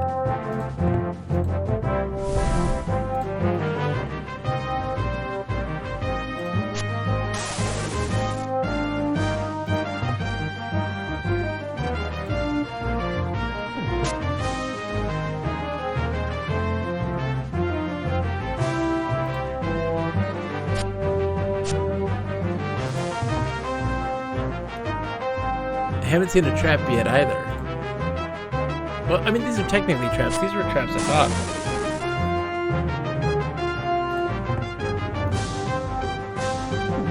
Ooh. Okay, well, I didn't hit my guy, thankfully.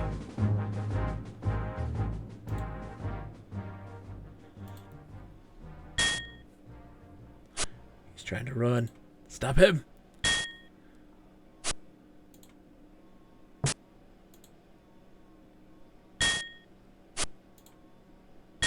There. Yes.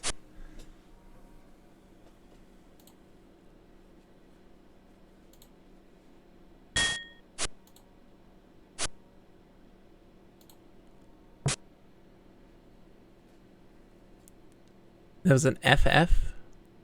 What is an FF? Sorry.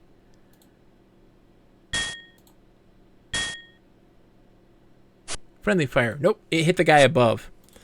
To the north of him, so it didn't do the friendly fire.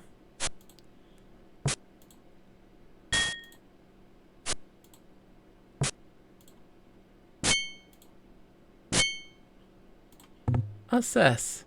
His stamina 0.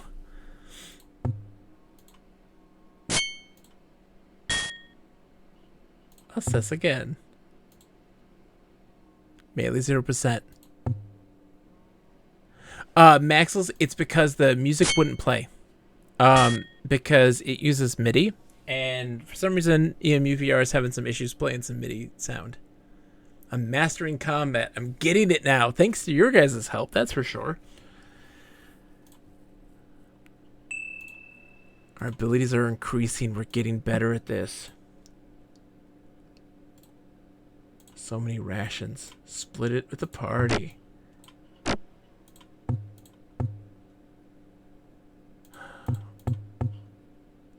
Hold on. You need to put that on. You can't have that dude's sword.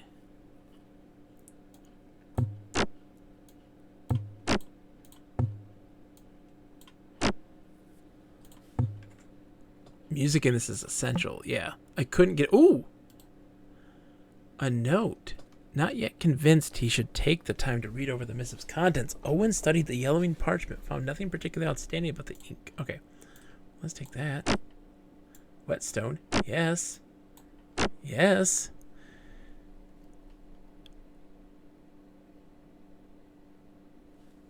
Oh, that I don't know. Gagalacola, how's it going, man? Long time no see. How are you, my friend? I hope you're doing well. I hope you're doing well.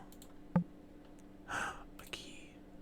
A Gilder's passkey. Those are worth it, right? Locklear wiped a bit of dirt off the key made from sterling silver. The Gilder's passkey was a stunning piece of craftwork. It seemed profane. Such beautiful work was being wasted on simple tools.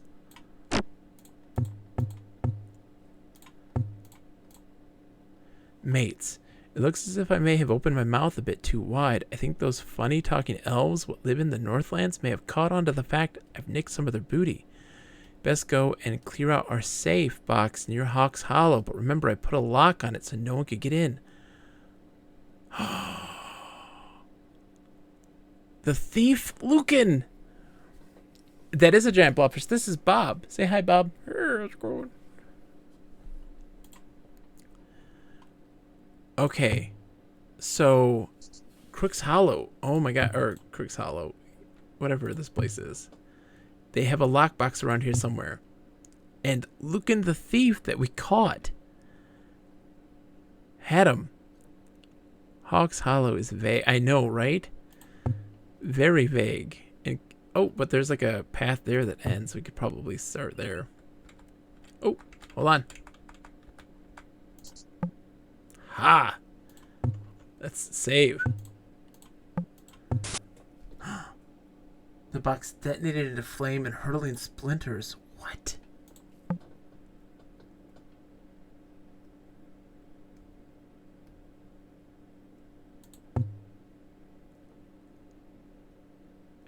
Do they just explode? Is there a way around that? Like, did we lose stuff, or is it better to restore at that point? Kakalakola, have you ever played this game? Is there a trap skill? I don't think there is. I think it just hurts players. Okay. Oh, I'll be wrecked. Okay. Okay. We'll reload.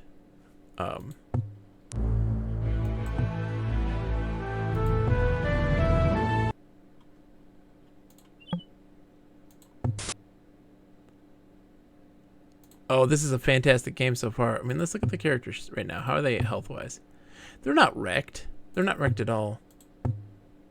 They're not wrecked at all.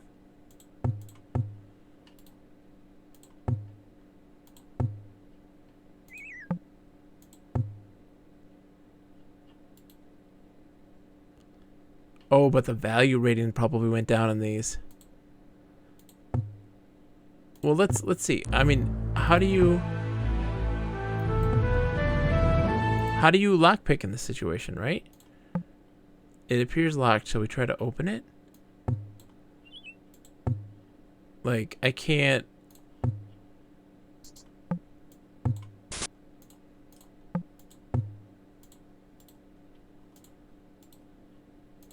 How does one open it? There's a spell. Okay, let me see. Does he have the spell? Candle glow, scent of, what's the scent of Sareg do? What does that tell us? Can we see that?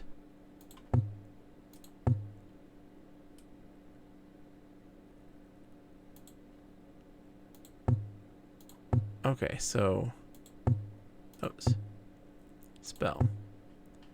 Here we go.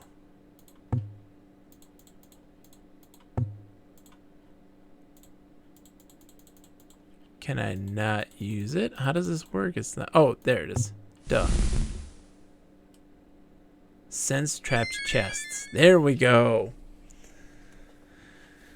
Okay, knowing that the effects would be invisible to all but himself, Owen explained as he finished the spell. Till it wears off, I'll be able to sense whether a chest has been trapped. With great concentration, he closed his eyes and pictured the chest in his mind, studied the wooden grain and metallic bands, but the image seemed to come closer and closer, till he was not only seeing the chest, he was seeing inside the chest. I believe it's safe. Okay, there we go. Oh, it didn't affect anything. So, Gorath shook the vial called Tith's Piss among mercenaries. Tith's Piss. The liquid is famed for its vile metallic flavor and ruddy color, both owing to the fact that the liquid is gathered from the rusty drain pipes of the Temple of Tith. Many claim the fluid can improve an imbiber's swordplay for a short time. If your piss is that color, you might want to see a doctor. You might want to see a doctor. I'm just going to say. You might want to see a doctor. Well, that's great. I'm glad I took a little sidestep there to fight those dudes, because that ended up being, like, incredibly valuable.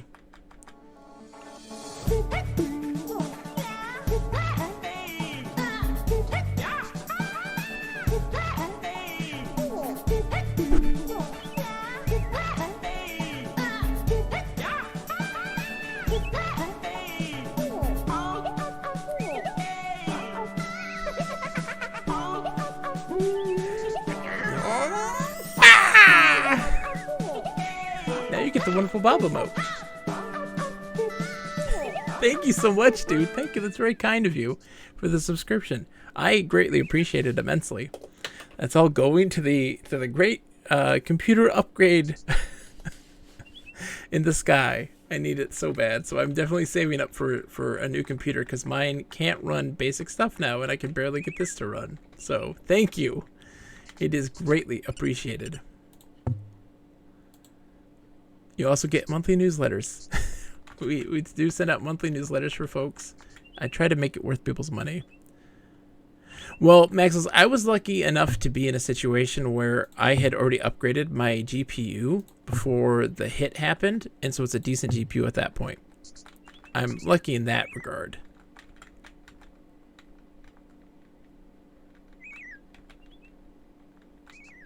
So I don't have to worry so much about that.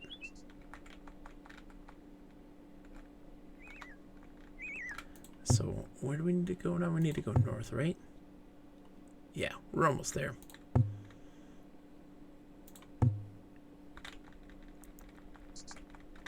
I was very lucky. Like, I got a new GPU, and then literally the cost went up dramatically, like, the next month. So, Kagalakola, this is insanely fun. It's really good. Wait, what is this?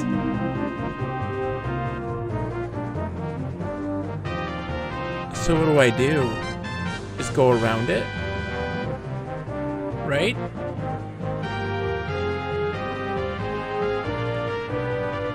Don't trip it, obviously. Right? And don't walk between the poles.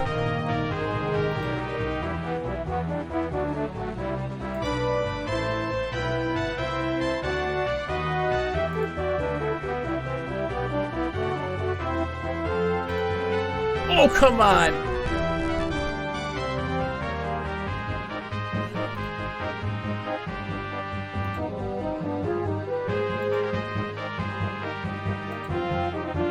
Lesson learned.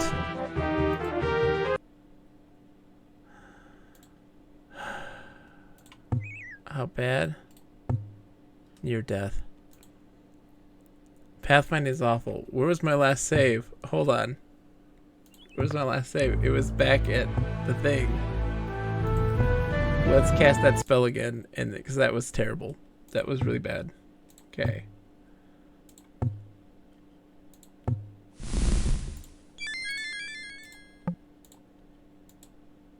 It's trapped.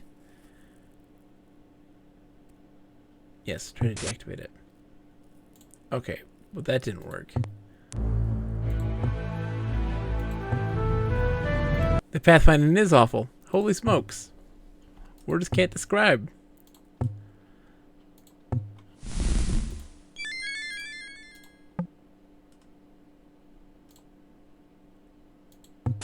Okay, so deactivating it is attempting to do that. So, in the end, I mean, it doesn't remove the quality of the stuff that's in it, but I still want to try to, at least one more time, try to get this without causing an issue. Yeah, we're fine.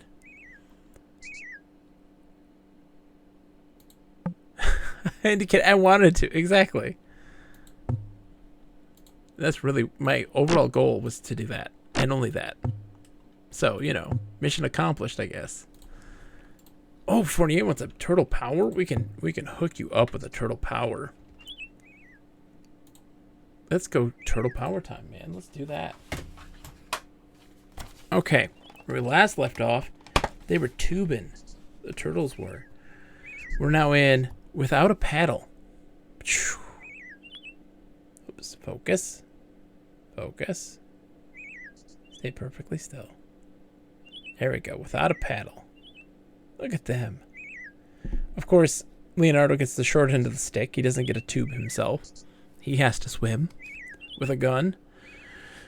The turtle's peaceful water ride is interrupted by the sounds of foot skis in the distance. It's the Shredder, Bebop, and Rocksteady rapidly catching up to our half-shelled heroes. Forget about going down the river. We're up the creek, yells Raphael. Continued on card 135, Sinister Surfers. Without a puddle. Paddle. Paddle, puddle, puddle. There it is. Thank you for the redemption, Fournier. Thank you. All right. I love it. I have it's just a giant box filled with them. I got a whole set. Focus. Okay, now we're bookmarking. Oops. Oops, hold on.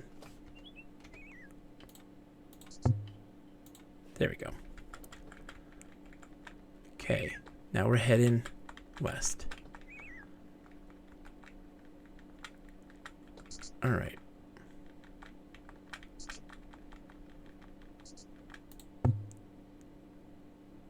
Okay. Let's camp until healed. Whee! This is such an interesting game, though. I am delighted right now. I'm delighted, elated. This is a lot more fun than I was expecting it to be. It has been a lot of really cool stuff going on in this game. I was really surprised. So we want to go north of the fork.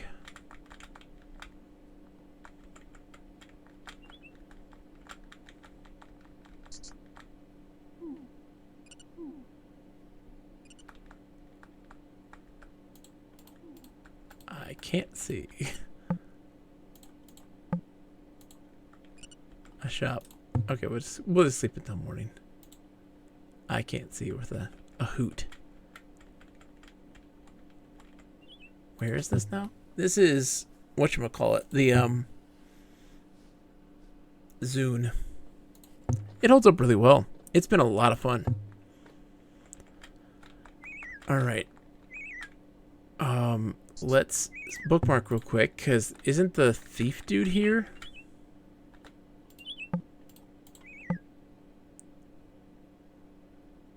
Okay, the drunk's not gonna